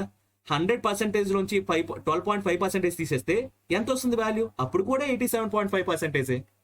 సో మనకి ఫ్రాక్షన్ వాల్యూస్ దయచేసి గుర్తుపెట్టుకోండి. 1/8 వాల్యూ 12.5, 2/8 25%. ఇట్లా మీరు ఫ్రాక్షన్ వాల్యూస్ పర్సెంటేజ్ లో డైరెక్ట్ గా గుర్తుపెట్టుకుంటే ఈజీగా వచ్చేస్తాయి ఆన్సర్స్ అనేవి. ఓకేనా, so thank you for that. నేను డిఫరెన్స్ అనుకున్నా, సారీ డిఫరెన్స్ కాదు. ఇక్కడ ఎట్లాంటి రైజ్ ఆర్ ఫాల్ లేదా ఇంక్రీజెస్ డిక్రీజెస్ డిఫరెన్స్ ఇలాంటి పదం ఏది యూజ్ చేయలేదు. సింపుల్ గా ఏం చెప్పాడంటే company Z to company Y percentage ఎంత అని అడిగాడంటే. సో స్టేట్మెంట్ లో ఫస్ట్ ఎవరైతే ఇచ్చారో దాన్ని న్యూమినేటర్ లో, 2 తర్వాత అంటే స్టేట్మెంట్ లాస్ట్ ఎవరైతే ఉన్నారో వాళ్ళ డినామినేటర్ లో ఇండికేట్ చేసుకుని పర్సంటేజ్ వాల్యూ క్యాలిక్యులేట్ చేస్తాం. పర్సంటేజ్ అంటే ఇంటూ 100 అంతే. సో మనకి అలా చేసిన ఇలా చేసిన ఆప్షన్ ఏ కరెక్ట్ ఆన్సర్ వచ్చింది. ఒకవేళ ఆన్సర్ తప్పు అనుకుంటే క్వశ్చన్ చూసేవాడినేమో. సో ఆన్సర్ రైట్ రావడం వల్ల క్వశ్చన్ చూడలేకపోయాను, సారీ ఫర్ దట్. సో మనకి లాస్ట్ క్వశ్చన్ చూద్దామండి ఈ ప్రాబ్లం నుంచి. What is the percentage of increase? Sir ఇక్కడ చూసారా మళ్ళీ క్వశ్చన్ లో ఏమన్నాడో? ఇంక్రీజ్ అన్నాడు. ఇంక్రీజ్ అంటే మీనింగ్ ఏంటి? ఇంక్రీజ్ అంటే ఇక్కడ మళ్ళీ డిఫరెన్స్ చూడాలన్నమాట. ఓకేనా, ఇంక్రీజ్ అన్నాడు. Okay, in the production of the company Y. ఇక్కడ మీకు కంపెనీ ఎక్స్ తో గానీ కంపెనీ జెడ్ తో గానీ వాళ్ళ యొక్క కలర్స్ తో వాళ్ళ యొక్క డేటాతో ఎలాంటి సంబంధం లేదు. వాళ్ళని అసలు పట్టించుకోవాల్సిన అవసరం లేదు. ఈ క్వశ్చన్ వరకు మీకు కంపెనీ వై మాత్రమే కనిపించాలి. అంటే రెడ్ కలర్ లో ఉండేటువంటి కాలమ్స్ మాత్రమే మీరు కనిపించాలి మీ కళ్ళకి. ఓకే, ఫ్రమ్ 1996 టు 1999, 1996 నుంచి 1999 వరకు వై కంపెనీ యొక్క ప్రొడక్షన్ లో ఎక్కడ increase? What is the percentage increase in? Okay, 1996 నుంచి, ఓకే 1996 నుంచి 1996ని 1999తో పోలిస్తే ఎంత ఇంక్రీజ్ అయింది? పర్సంటేజ్ ఆఫ్ ప్రొడక్షన్ ఎంత ఇంక్రీజ్ అయింది? సో గివెన్ డేటా, ఇచ్చినటువంటి డేటా ప్రకారం కంపెనీ వైకి సంబంధించిన డేటా మాత్రమే రాయాలి. ఫ్రమ్ ఏ సంవత్సరం నుంచి? కంపెనీ వై 1996లో ఎంత ప్రొడక్షన్ సాధించింది? కంపెనీ వై అంటే రెడ్ కలర్. 1996లో రెడ్ కలర్ ఎంత, ఎక్కడ వరకు వెళ్ళి ఆగిపోయింది? ఇక్కడ వరకు వెళ్ళి ఆగిపోయింది. ఇది ఎక్కడ ఉంది? 30కి 20కి మధ్యలో ఉంది. అంటే 25 million tons at the rate of 1996 year. ఇదే కంపెనీ వై 1999వ సంవత్సరంలో ఎంత ప్రొడక్షన్ చేసింది? 40 million tons. 1999లో 40 million tons.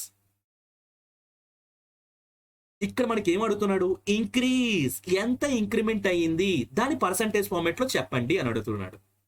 Increase అంటే ఏమని చెప్పాలండి? ఇంక్రీజ్ అంటే ఏంటి? తక్కువ నుంచి ఎక్కువకు వెళ్దాం.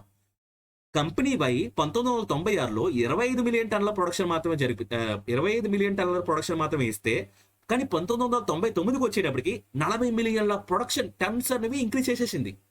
అంటే ఎంత ఇంక్రీజ్ చేసింది? 25 నుంచి 40కి పెంచింది. అంటే ఎంత ఇంక్రీజ్ అయింది? సో 25కి 40కి తేడా ఎంతండి? 15 మిలియన్ టన్స్ అనేవి ఇంక్రీజ్ అయింది అనమాట. ఈ ఇంక్రిమెంటల్ అన్నది ఎక్కడ రాయాలి? న్యూమినేటర్ లో రాయాలా, డినామినేటర్ లో రాయాలా? Percentage increase in the production of company Y from 1996 to 1999.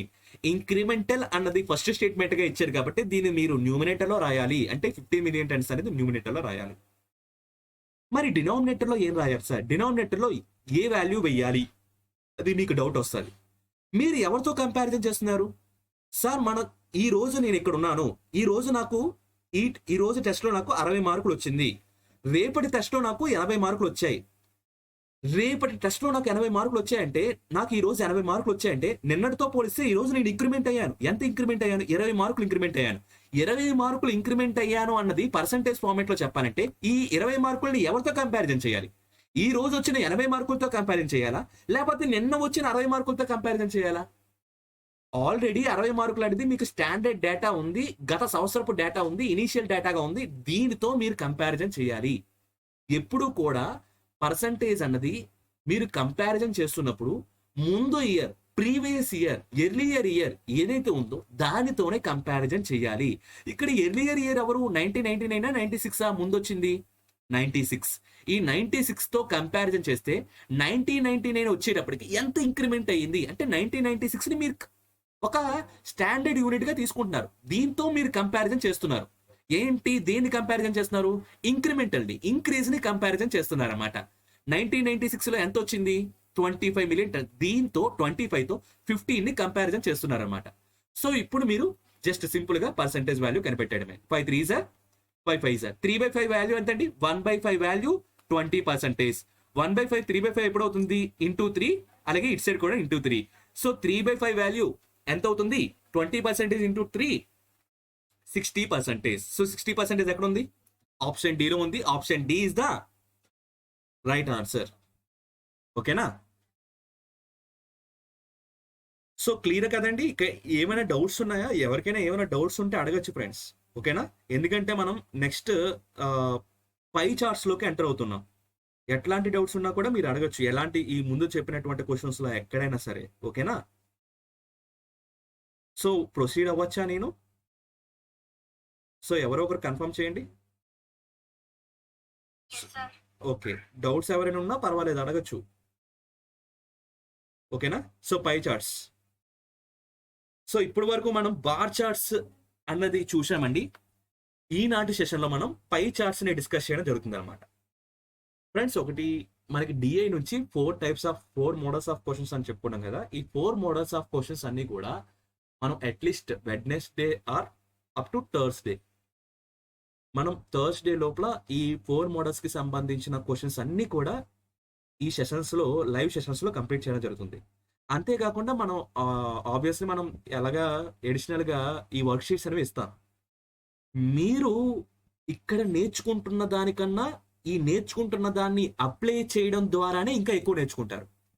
ఈ అప్లై చేయడం అనేది ఎక్కడ నేర్చుకుంటారు అంటే, అప్లై చేయడం ఎక్కడ చేస్తారంటే వర్క్ షీట్స్ లో ఇస్తున్నాం కదా ఆ ప్రాబ్లమ్స్ లో మీరు అప్లై చేయాలి. మీరు ఈ రోజు క్లాసులో ఏవైతే చిన్న చిన్న ట్రిక్స్, ఆ టీవీలో ఇచ్చినటువంటి పదాలని ఎలాగైతే యూజ్ చేసుకుని ఆన్సర్స్ ని రాబడుతున్నారో అలాంటి ట్రిక్స్ ని మీరు అప్లై చేసి వర్క్ షీట్స్ లో ఇచ్చినటువంటి ప్రతి ప్రాబ్లమ్ ని సాల్వ్ చేయడం ఎప్పుడైతే ఫెమిలియర్ అవుతారో అప్పుడే డిఐ మొత్తం మీకు సొఫిస్టికేటెడ్ గా మీరు ఈ చాప్టర్ నుంచి ఒక్క క్వశ్చన్ కూడా విడిచిపెట్టను నేను అని గుండెల మీద చేసుకుని ఉండగలరండి. సో ఇది ఎప్పుడు జరుగుతుంది అంటే మీరు వర్క్షీట్స్ అనేవి ప్రాక్టీస్ చేయాలి ఒకటి.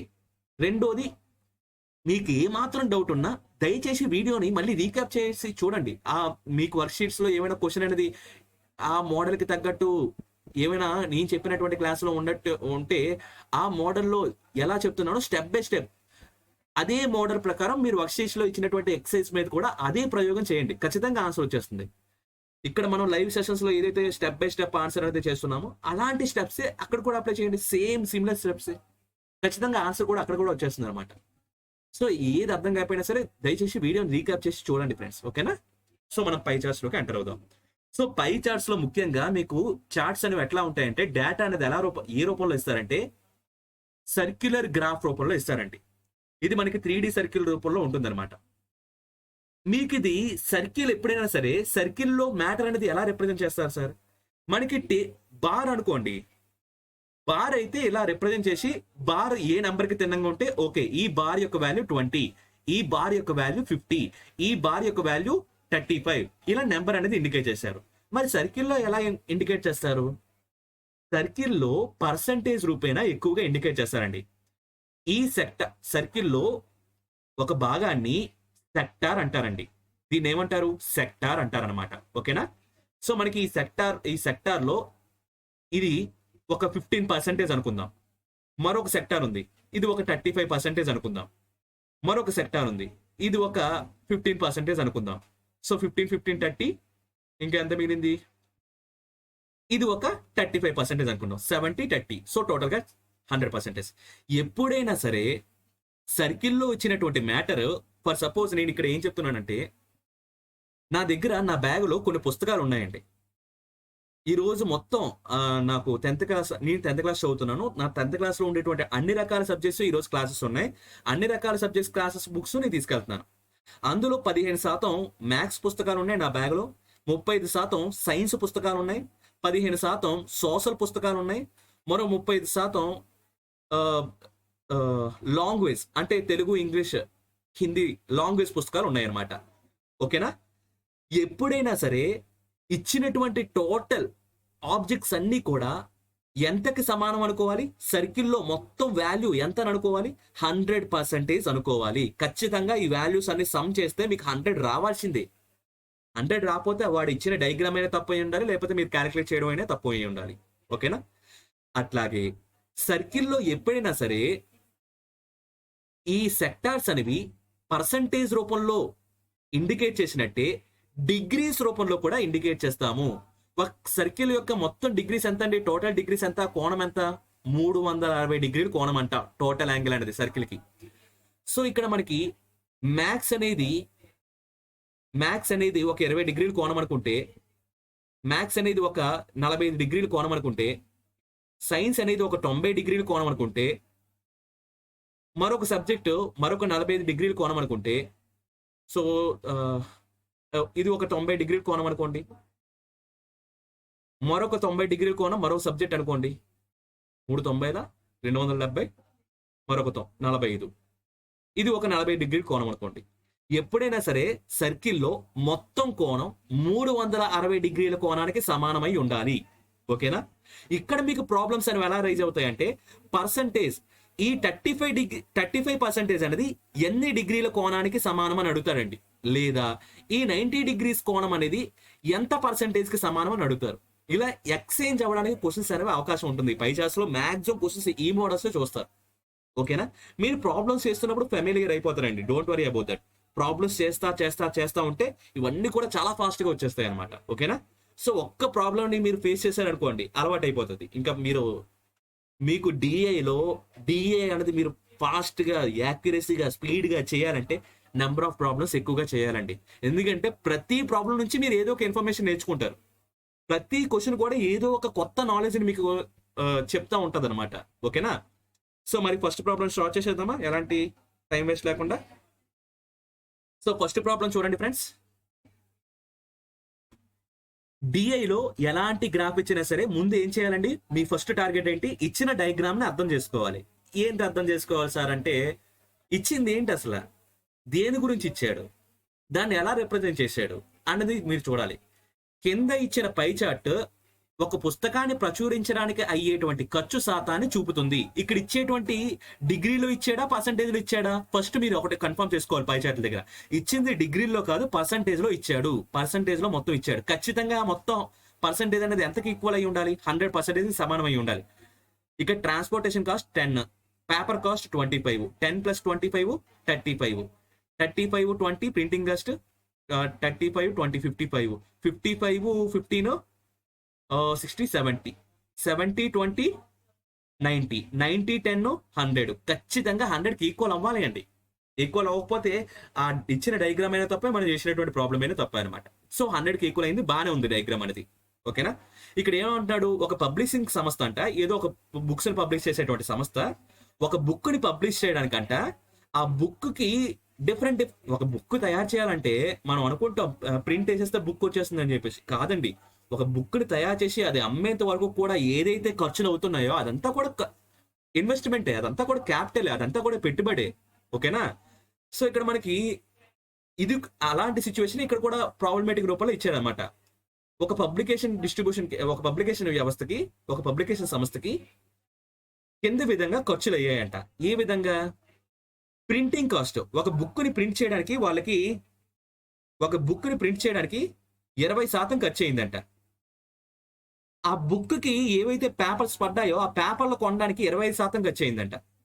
ఆ బుక్ తయారైన బుక్ ని ట్రాన్స్పోర్ట్ చేయడానికి 10% ఖర్చు అయిందంట. ఆ బుక్ కి అడ్వర్టైజింగ్ ప్రమోషన్ కాస్ట్ ఇవ్వడానికి 10% ఖర్చు అయిందంట. ఆ బుక్ కి రాయల్టీ అంటే సమ్ అడ్వర్టైజ్మెంట్, సమ్ రాయల్టీ అంటే పైన ఆథర్స్ కానీ వాళ్ళ యొక్క ఆభరణాలు, వాళ్ళ యొక్క టైటిల్స్ కానీ ఇవన్నీ కూడా ఎక్స్ప్లెయిన్ చేయడానికి 15% ఖర్చు అయిందంట. రాయల్టీ అంటే ట్యాక్సెస్ అని కూడా చెప్పచ్చండి. ట్యాక్స్లు అనేవి కూడా మనకి రాయల్టీ కిందకి వస్తాయి. అలాగే బైండింగ్, ఆ బుక్ బైండింగ్ కి 20% ఖర్చు అయిందంట. ఇలా ఆ ఒక బుక్ తయారవడానికి మొత్తం కాస్ట్ ప్రైస్ ఎంత అయింది అంటే 100%. అంటే ఆ డీలర్ కి, అంటే ఆ పబ్లికేషన్ సంస్థ ఓనర్ కి ఒక కాపీ బుక్ తయారు చేయడానికి 100% కాస్ట్ అవుతుంది. ఈ 100%లో ఒక్కొక్క భాగం ఒక్కొక్క కాస్ట్ అవుతుంది, డిఫరెంట్ కాస్ట్ అవుతుంది అనమాట. అర్థమైందా? పై చార్ట్ ఏంటి, ఒక బుక్ గురించి చెప్తున్నాడు. ఆ బుక్ లో డిఫరెంట్ టైప్స్ ఆఫ్ కాస్ట్లు ఉన్నాయి.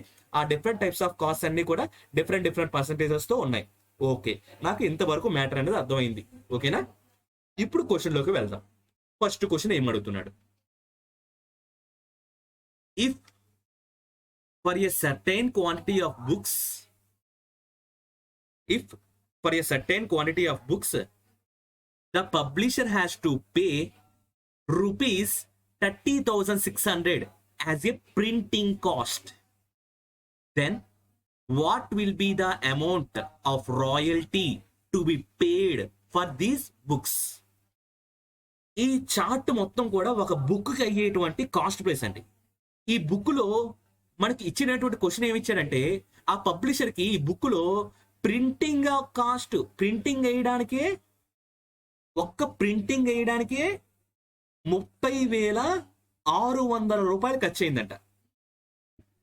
అలా అయితే రాయల్టీకి ఎంత ఖర్చు అవుతుంది అని అడుగుతున్నాడండి. సార్ ప్రింటింగ్ 30,600 అంటున్నాడు, రాయల్టీకి ఎంత ఖర్చు అంటున్నాడు. మీకు ప్రింటింగ్ కి సంబంధించి ఏమైనా డేటా తెలుసా? డయాగ్రామ్ ప్రకారం తెలుసు.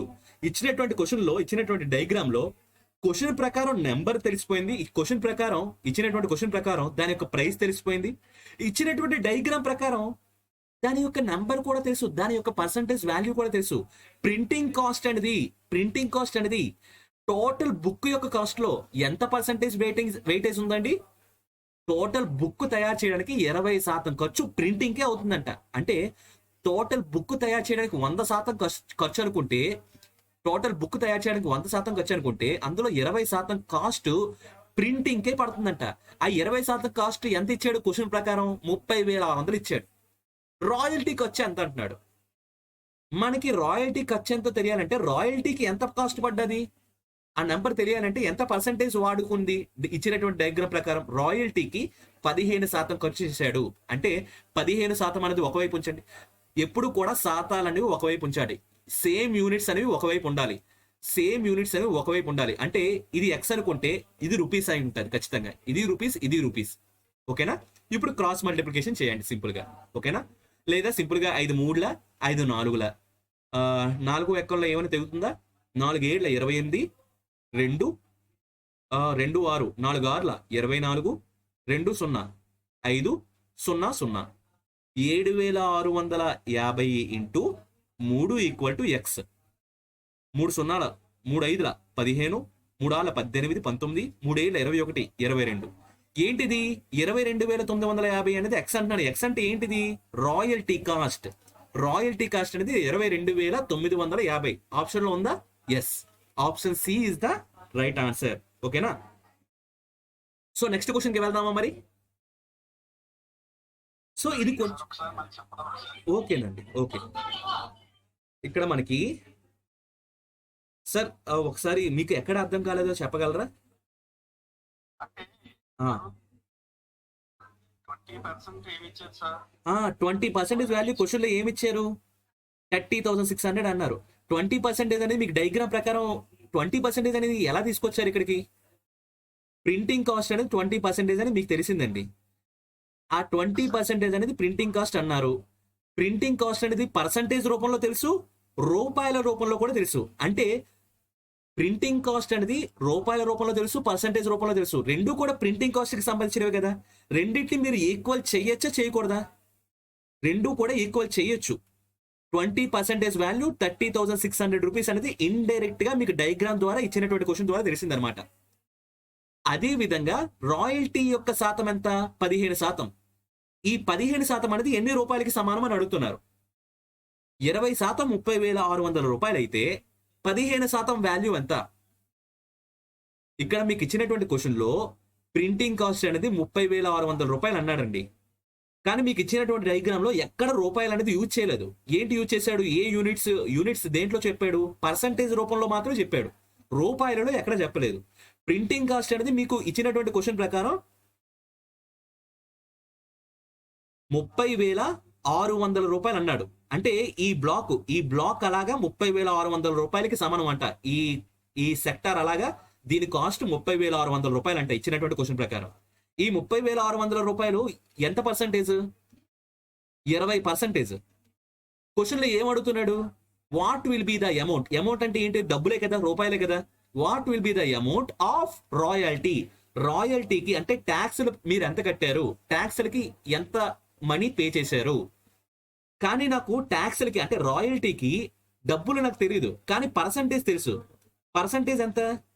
15% అని తెలుసు. ఇక్కడ మనకి 20% వాల్యూ 30,600 అయితే 15% వాల్యూ ఎంత? అదే నేను క్రాస్ మల్టిప్లికేషన్ చేసి వచ్చినటువంటి వాల్యూ 22,950 అంటున్నాను అనమాట. అర్థమవుతుందా? ఇక్కడ ప్రతి పర్సంటేజ్ కూడా ఇక్కడ 20%లో 1% వాల్యూ ఎంత అయితే ఉందో ఈ 15%లో 1% వాల్యూ సమానమే. ఈ మొత్తం ఇదంతా కూడా ఒక బుక్ కి సంబంధించిన డేటా. ఒక బుక్ తయారు చేయడానికి అయినటువంటి ఖర్చు అది 100%. మీరు ఇక్కడ బుక్ ప్రైస్ కూడా క్యాల్కులేట్ చేసేయచ్చు. 30,600 20% అయితే 100% ఎంత అవుతుంది? అదే బుక్ ప్రైస్. సో మనకి ప్రతి ప్రైస్ కూడా క్యాల్కులేట్ చేయొచ్చు అనమాట. ఓకేనా? సో నెక్స్ట్ క్వశ్చన్ మూవ్ అవుతాను మరి. Small clarity. చెప్పండి సార్. ఇలాంటి ప్రాబ్లమ్స్ లో 1% చెక్ కూడా చేయొచ్చా? అదేనండి దట్ ఈజీ. కానీ మనకి 1% అనేది ఇక్కడ 20% వాల్యూ. ఒకసారి బ్లాక్ స్క్రీన్ చెప్తాను చూడండి. 30,600 అండ్ సార్ మీ డౌట్ ఏమంటున్నారు? 1% నేను ముందు 1% తెచ్చుకొని అన్ని కూడా పర్సంటేజ్ వాల్యూస్ అన్ని కూడా బైండింగ్ కాస్ట్, ట్రాన్స్పోర్టేషన్ కాస్ట్ అన్ని క్యాలిక్యులేట్ చేసేస్తాను అంటున్నారా? అదే కదా ఉపయోగపడుతుంది. కానీ నెంబర్స్ అనేవి ఇవే ఉంటాయని గ్యారంటీ లేదు. నెక్స్ట్ క్వశ్చన్ లో కూడా ఇక్కడ ప్రింటింగ్ కాస్ట్ అనేది 30,600 ఇచ్చారు కదండి. ఇదే 30,600 తర్వాత కూడా ఇవ్వకపోవచ్చు. అందువల్ల ఈ క్వశ్చన్ కి మాత్రం పరిమితం అనమాట ఇది.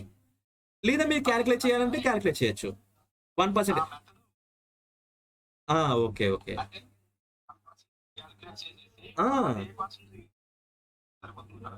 క్యాలిక్యులేట్ చేసి 20% అంటే 30,600 అండి. 10% వాల్యూ ఎంత 20/2 30,600 అంటే 18,300 వాల్యూ అనేది 10%.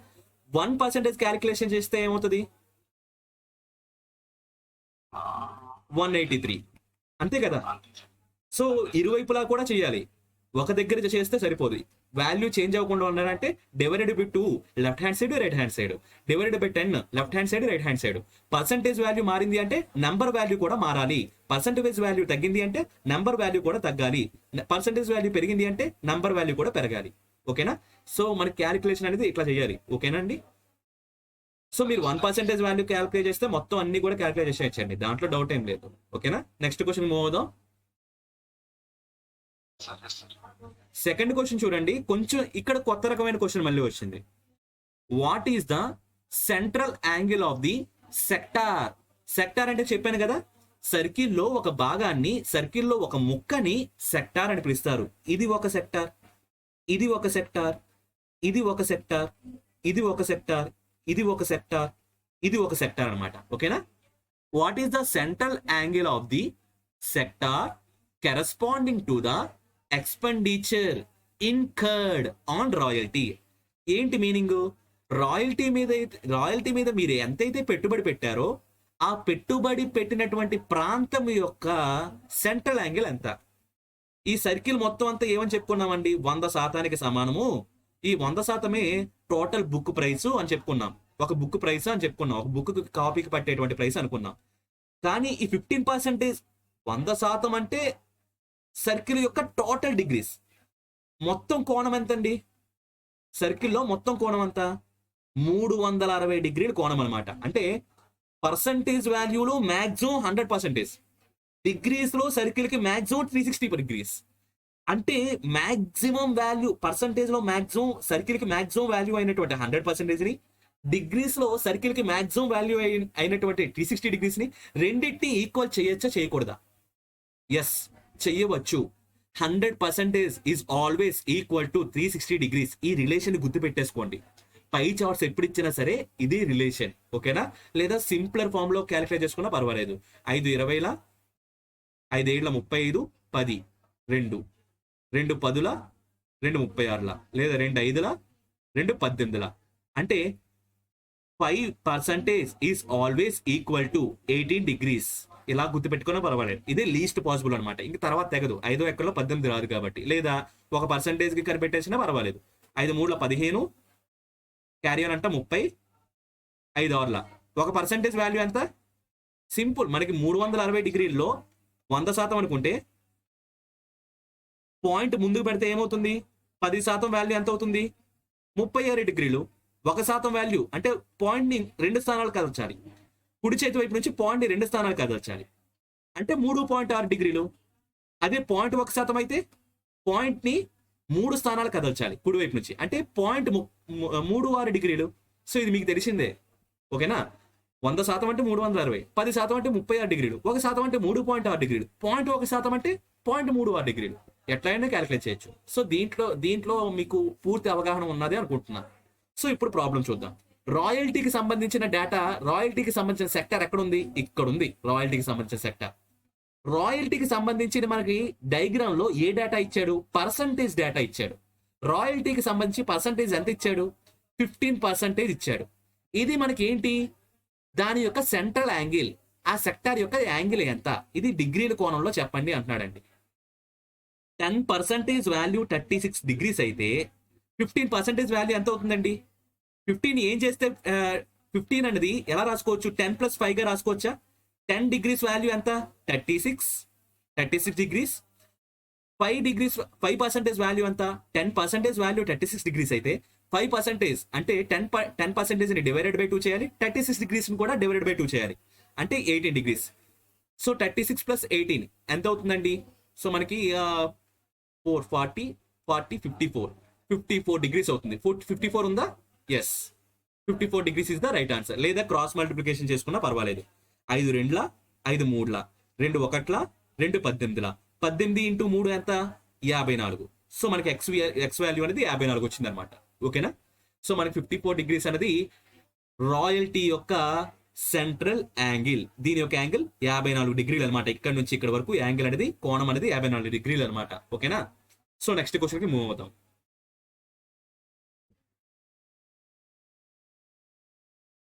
సో థర్డ్ క్వశ్చన్ చూడండి. The price of the book is marked 20% above the cost price. ఇక్కడ చూసారా, బిఏ అంటే చాలా అథమెటిక్ చాప్టర్ల సమూహం అండి. ఇక్కడే మళ్ళీ రేషియోస్ చూసాం, పర్సంటేజెస్ చూసాం, ఇప్పుడు మళ్ళీ ప్రాఫిట్ అండ్ లాస్ కాన్సెప్ట్ చూస్తున్నాం. ఇక్కడ ఈ బుక్ నంట మార్కెట్ చేశారంట. మార్కెట్ అంటే ఏంటి? మార్కెట్ ప్రైస్ అంటే ఏంటండి? ముద్రించిన ధర, listed price, advertising price, market price. ఒక ప్యాకెట్ మీద ఏదైతే ప్రింట్ చేసి ఉంటుందో దాన్నే మార్కెట్ ప్రైస్ అంటాం అనమాట. ఓకేనా? ఈ ప్రైస్ బుక్ మీద ఎంత ముద్రించారంట? 20% ఎక్కువగా ముద్రించారంట. దేని మీద 20%? కాస్ట్ ప్రైస్ మీద. కాస్ట్ ప్రైస్ అంటే మీకు తెలిసిందే. ఆ బుక్ మీద మీరు ఎంతైతే ఇన్వెస్ట్మెంట్ చేశారో, పెట్టుబడి పెట్టారో, క్యాపిటల్ పెట్టారో దాన్ని కాస్ట్ ప్రైస్ అంటారు ఇక్కడ. ఓకేనా? మీ ఫర్ సపోజ్ మీరు బుక్ తయారు చేయడానికి 100 రూపాయలు అయ్యింది అనుకోండి, అదే మీకు ఇక్కడ కాస్ట్ ప్రైస్, అదే మీ పెట్టుబడి. పెట్టుబడి మీద 20% అంటే 120 రూపాయలు మార్కెట్ ప్రైస్ గా పెట్టారనమాట. కానీ ఇక్కడ 100 రూపాయలు కాదు. ముందు క్వశ్చన్ జాగ్రత్తగా పూర్తిగా చదువుదాం, అప్పుడు అర్థం చేసుకున్న దాన్ని బట్టి ఆన్సర్ చేద్దాం. The price of the book is market 20% above the cost price. 20% fraction value చెప్పండి. 1/5 కదా.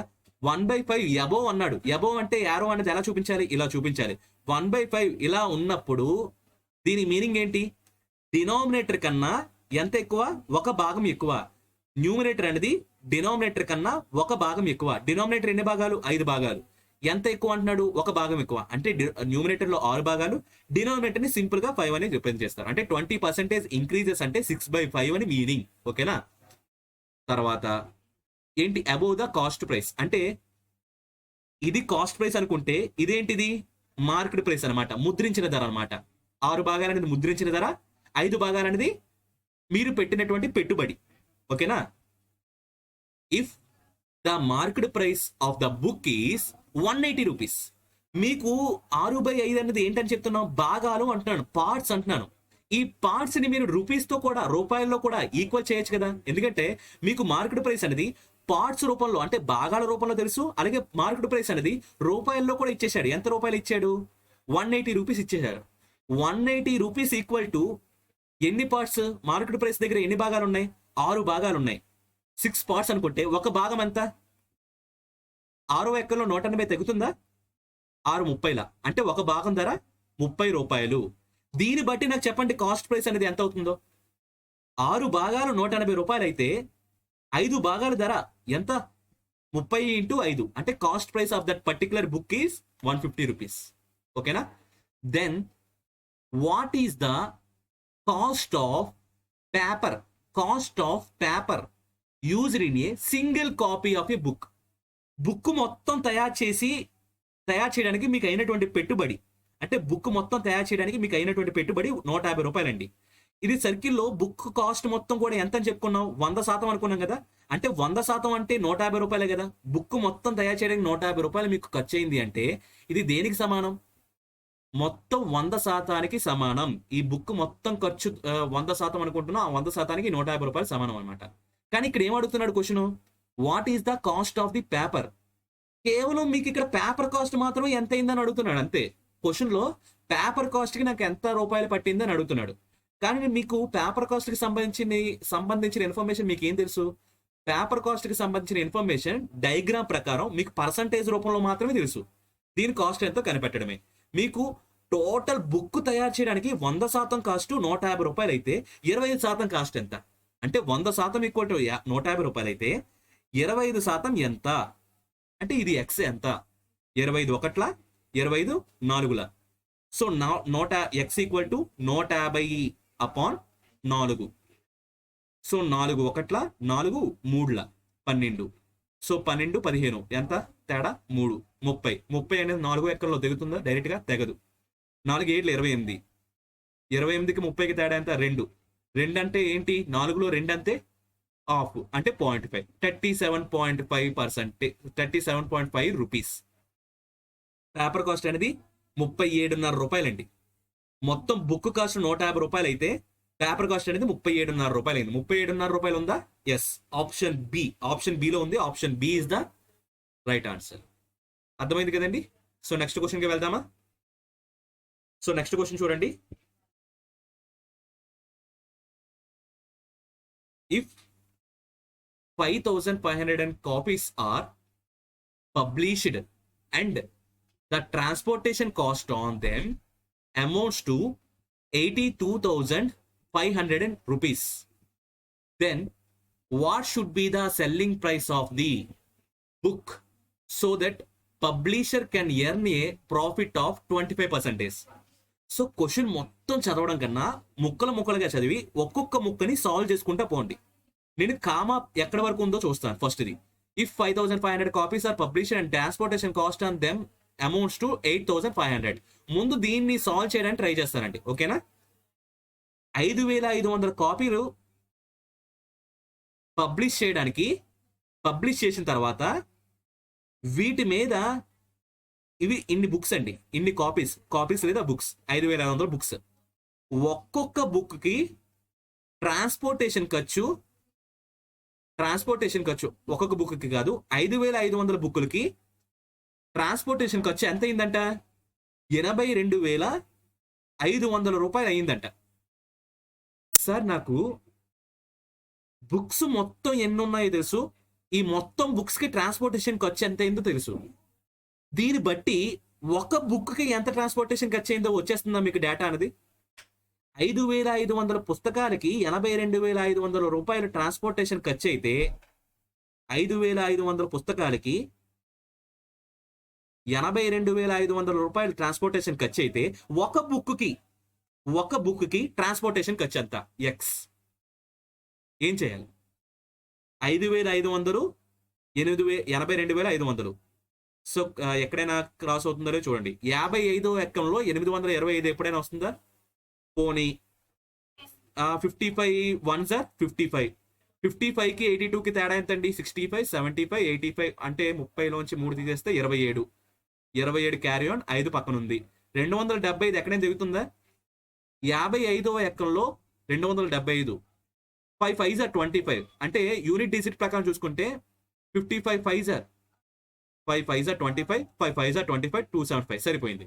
సో మనకి ఇక్కడ 15 అంటే ఈ 15 అనేది ఏంటండి? ఎక్స్ వాల్యూ ఈక్వల్ టు 15 అనమాట. అంటే ఒక పుస్తకానికి ఒక బుక్కి ట్రాన్స్పోర్టేషన్ ఖర్చు 15 రూపీస్ అయింది. అర్థమైందా? మనకి డైగ్రామ్ కూడా దేంది? ఈ డైగ్రామ్ ఒక బుక్కి సంబంధించి, మొత్తం 5,500 బుక్లకి సంబంధించింది కాదండి, ఒక బుక్కి సంబంధించిన డేటా. ఒక బుక్లో ట్రాన్స్పోర్టేషన్ ఖర్చు ఎంత అంటున్నాడు? ఇన్ టర్మ్స్ ఆఫ్ పర్సంటేజ్లో 10% అంటున్నాడు. సో ఈ పర్సంటేజ్ వాల్యూని, ఈ నంబర్ని అంటే రూపీస్లో ఉండేటువంటి వాల్యూని ఈక్వల్ చేయొచ్చా? ఈ 10% వాల్యూ దేనికి సమానం? 15 రూపీస్కి సమానం. ఓకేనా, 15 రూపీస్కి సమానం. ట్రాన్స్పోర్టేషన్కి ఒక బుక్కి 15 రూపీస్ పడుతుంది. ఇప్పుడు క్వశ్చన్ చదవండి. Then what should be the selling price of the book so that the publisher can earn profit of 25%. 25% fraction value ఎంతండి? 1/4. 1/4 ప్రాఫిట్ అంటే, ప్రాఫిట్ ఎప్పుడు కూడా దేని మీద క్యాలిక్యులేట్ చేస్తారు? దేని కంపారిజన్ చేస్తూ క్యాలిక్యులేట్ చేస్తారు? డినామినేటర్లో ఎవరిని క్యాలిక్యులేట్ చేస్తారు? ప్రాఫిట్ అయినా లాస్ అయినా కాస్ట్ ప్రైస్ మీద క్యాలిక్యులేట్ చేస్తారు. అంటే 4 భాగాలు అనేది దేనికి సంబంధించింది? Cost price. 1 అనేది ఏంటి? ప్రాఫిట్. ప్రాఫిట్ ఒక భాగము, కాస్ట్ ప్రైస్ 4 భాగాలు. అంటే సెల్లింగ్ ప్రైస్ ఎంత అవుతుంది? ప్రాఫిట్ ప్లస్ కాస్ట్ ప్రైసే కదండి సెల్లింగ్ ప్రైస్ అనేది. అంటే 5 భాగాలు. అర్థమవుతుందా? సో ఇప్పుడు మనకి సెల్లింగ్ ప్రైస్ 5 భాగాలు, కాస్ట్ ప్రైస్ 4 భాగాలు, ప్రాఫిట్ అనేది 1 భాగం. ఇక్కడ ఏమంటున్నాడు? Selling price of that particular book so that publisher can earn A profit of 25%. అంటే మీకు ట్రాన్స్పోర్టేషన్ అవ్వడానికి అయినటువంటి ఖర్చు 10%, అది 15 రూపాయలు అంటున్నారు. టోటల్ గా బుక్ యొక్క కాస్ట్ ప్రైస్ వచ్చేస్తుందా? ఒక్క ట్రాన్స్పోర్టేషన్ ఖర్చుతో వచ్చేస్తుంది. ఎందుకంటే ట్రాన్స్పోర్టేషన్ కి సంబంధించి మీకు పర్సంటేజ్ వాల్యూ తెలుసు. ఆ పర్సంటేజ్ కి ఎంత నెంబర్ తో ఈక్వల్ అవుతుందో, అంటే ఎంత ప్రైస్ తో ఈక్వల్ అవుతుందో కూడా తెలుసు. అంటే ఒక పర్సంటేజ్ కి ఎంత వాల్యూ కూడా తెలుసు. దాన్ని బట్టి 100% వాల్యూ, 100% అంటే వాల్యూ ఏంటండి? ఒక బుక్ మొత్తం కాస్ట్ వాల్యూ ఎంత అని చెప్తున్నాను? 100% అని చెప్తున్నాను. 10% వాల్యూ 15 రూపీస్ అయితే 100% వాల్యూ ఎంత అవుతుంది? 10% ఇంటూ 10 చేస్తే 100 అవుతుంది. 15 రూపీస్ ఇంటూ 10 చేస్తే 150 రూపీస్ అవుతుంది. అంటే బుక్ మొత్తం కాస్ట్ ప్రైస్ పెట్టినటువంటి పెట్టుబడి 150 రూపాయలు అనమాట. కానీ ఏమడుగుతున్నాడు, మీరు ఎంతకు అమ్మాలంటున్నారు, 25% లాభానికి అమ్మాలి అని అంటున్నాడు.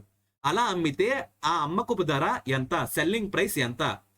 ఇక్కడ కాస్ట్ ప్రైస్ అంతే ఎంత భాగాలని చెప్పుకున్నాం, 4 భాగాలు ఈక్వల్ టు 150 రూపాయలు అయితే 5 భాగాలు ఎంత, cost price equal to 150 rupees అయితే ఇది ఎంత 4 పార్ట్స్ అయితే 5 పార్ట్స్ మనకి సెల్లింగ్ ప్రైస్ అడుగుతున్నాడండి, కాస్ట్ ప్రైస్ కాదు.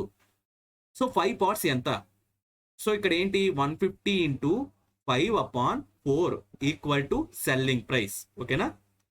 సో ఎంతండి, 4 1ల 4 3ల ఇందాకలే మనం సాల్వ్ చేసాం 37 అని చెప్పేసి. 5 5ల 25, 5 7ల 35, 37, 5 3ల 15, 187 పాయింట్. సో 187 ఎక్కడైనా ఉందా? ఎస్. ఈ బుక్ని 150 రూపాయలకు వచ్చినటువంటి బుక్ని 25% లాభానికి అమ్మితే ఆ సెల్లింగ్ ప్రైస్ ఎంత అంటండి, 187.5 రూపాయలంట. ఓకేనా. So option A is the right answer. So next question చూడండి. సో రాయల్టీ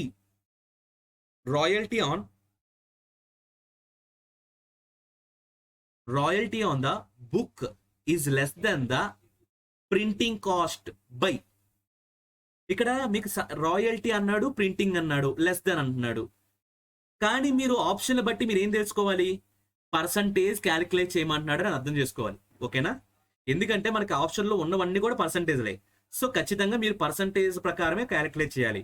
ఇక్కడ లెస్ దెన్ ఇంక్రీజ్ అంటే ఖచ్చితంగా డిఫరెన్స్ చూడాలి. డిఫరెన్స్ ఎవరెవరికి, ఇక్కడ మీ దగ్గర ఏ పారామీటర్లు ఉన్నాయి, రాయల్టీ అనే ఒక పారామీటర్ ఉంది, ప్రింటింగ్ కాస్ట్ అనే మరో పారామీటర్ ఉంది. ఈ రెండు కూడా బుక్ కి సంబంధించినవే. డయాగ్రామ్ లో రాయల్టీ ఎక్కడ ఉన్నాడు, ఇక్కడ ఉన్నాడు రాయల్టీ. ప్రింటింగ్ కాస్ట్ ఎక్కడ ఉన్నాడు, ఇక్కడ ఉన్నాడు. వీళ్ళిద్దరికి తేడా ఎంత, డిఫరెన్స్ ఎంత అండి. ఆ డిఫరెన్స్ ని ఎక్కడ వేయాలి, పర్సంటేజ్ ఫార్ములాలో న్యూమినేటర్ లో వేయాలి. కానీ ఎవరితో కంపారిజన్ చేయాలి, ఈ రాయల్టీ అన్నది ప్రింటింగ్ కాస్ట్ లో ఎంత తక్కువ ఉన్నాడు అంటే డిఫరెన్స్ లెస్ దెన్ తర్వాత ఎవరైతే ఉన్నారో వాళ్ళని ఎక్కడ వేయాలి, డినామినేటర్ లో వెయ్యాలి. అంటే ప్రింటింగ్ కాస్ట్ ని డినామినేటర్ లో వెయ్యాలి. సో మనం క్యాలిక్యులేట్ చేయాల్సింది పర్సంటేజ్ కాబట్టి ఇంటూ 100 అనమాట. చెప్పండి సార్.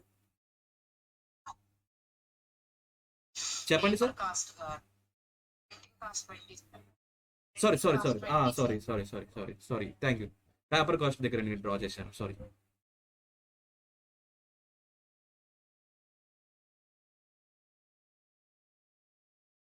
ప్రింటింగ్ కాస్ట్ ఇక్కడ ఉందండి, ప్రింటింగ్ కాస్ట్ ఇక్కడ ఉంది. రాయల్టీకి ప్రింటింగ్ కాస్ట్ కి డిఫరెన్స్ ఎంత, royalty 15%, printing cost 20%. Royalty is how much less then the printing cost. Printing cost తో కంపేర్ చేస్తే రాయల్టీ ఎంత శాతం తక్కువ ఉంది, 5% తక్కువ ఉంది. అలాగే దేంతో కంపారిజన్ చేయాలి, ఎప్పుడైనా లెస్ దెన్ ద తర్వాత ఎవరైతే ఉంటారో, ఎవరితో అయితే పోలుస్తున్నారో వాళ్ళని డినామినేటర్ లో రాయాలి. ప్రింటింగ్ కాస్ట్ తో మీరు రాయల్టీని పోలుస్తున్నారు, ప్రింటింగ్ కాస్ట్ తో పోలుస్తున్నారు కాబట్టి ప్రింటింగ్ కాస్ట్ ని డినామినేటర్ లో వేస్తున్నారు. ప్రింటింగ్ కాస్ట్ పర్సంటేజ్ వాల్యూ ఎంత, 20%. సో పర్సంటేజ్ కొట్టుకుపోతుంది. 5 1ల 5 4ల 1/4 ఫ్రాక్షన్ వాల్యూ ఎంత అండి, 25%. సో 25% ఎక్కడ ఉంది, ఆప్షన్ డి లో ఉంది. So option D is the right answer. ఓకేనా.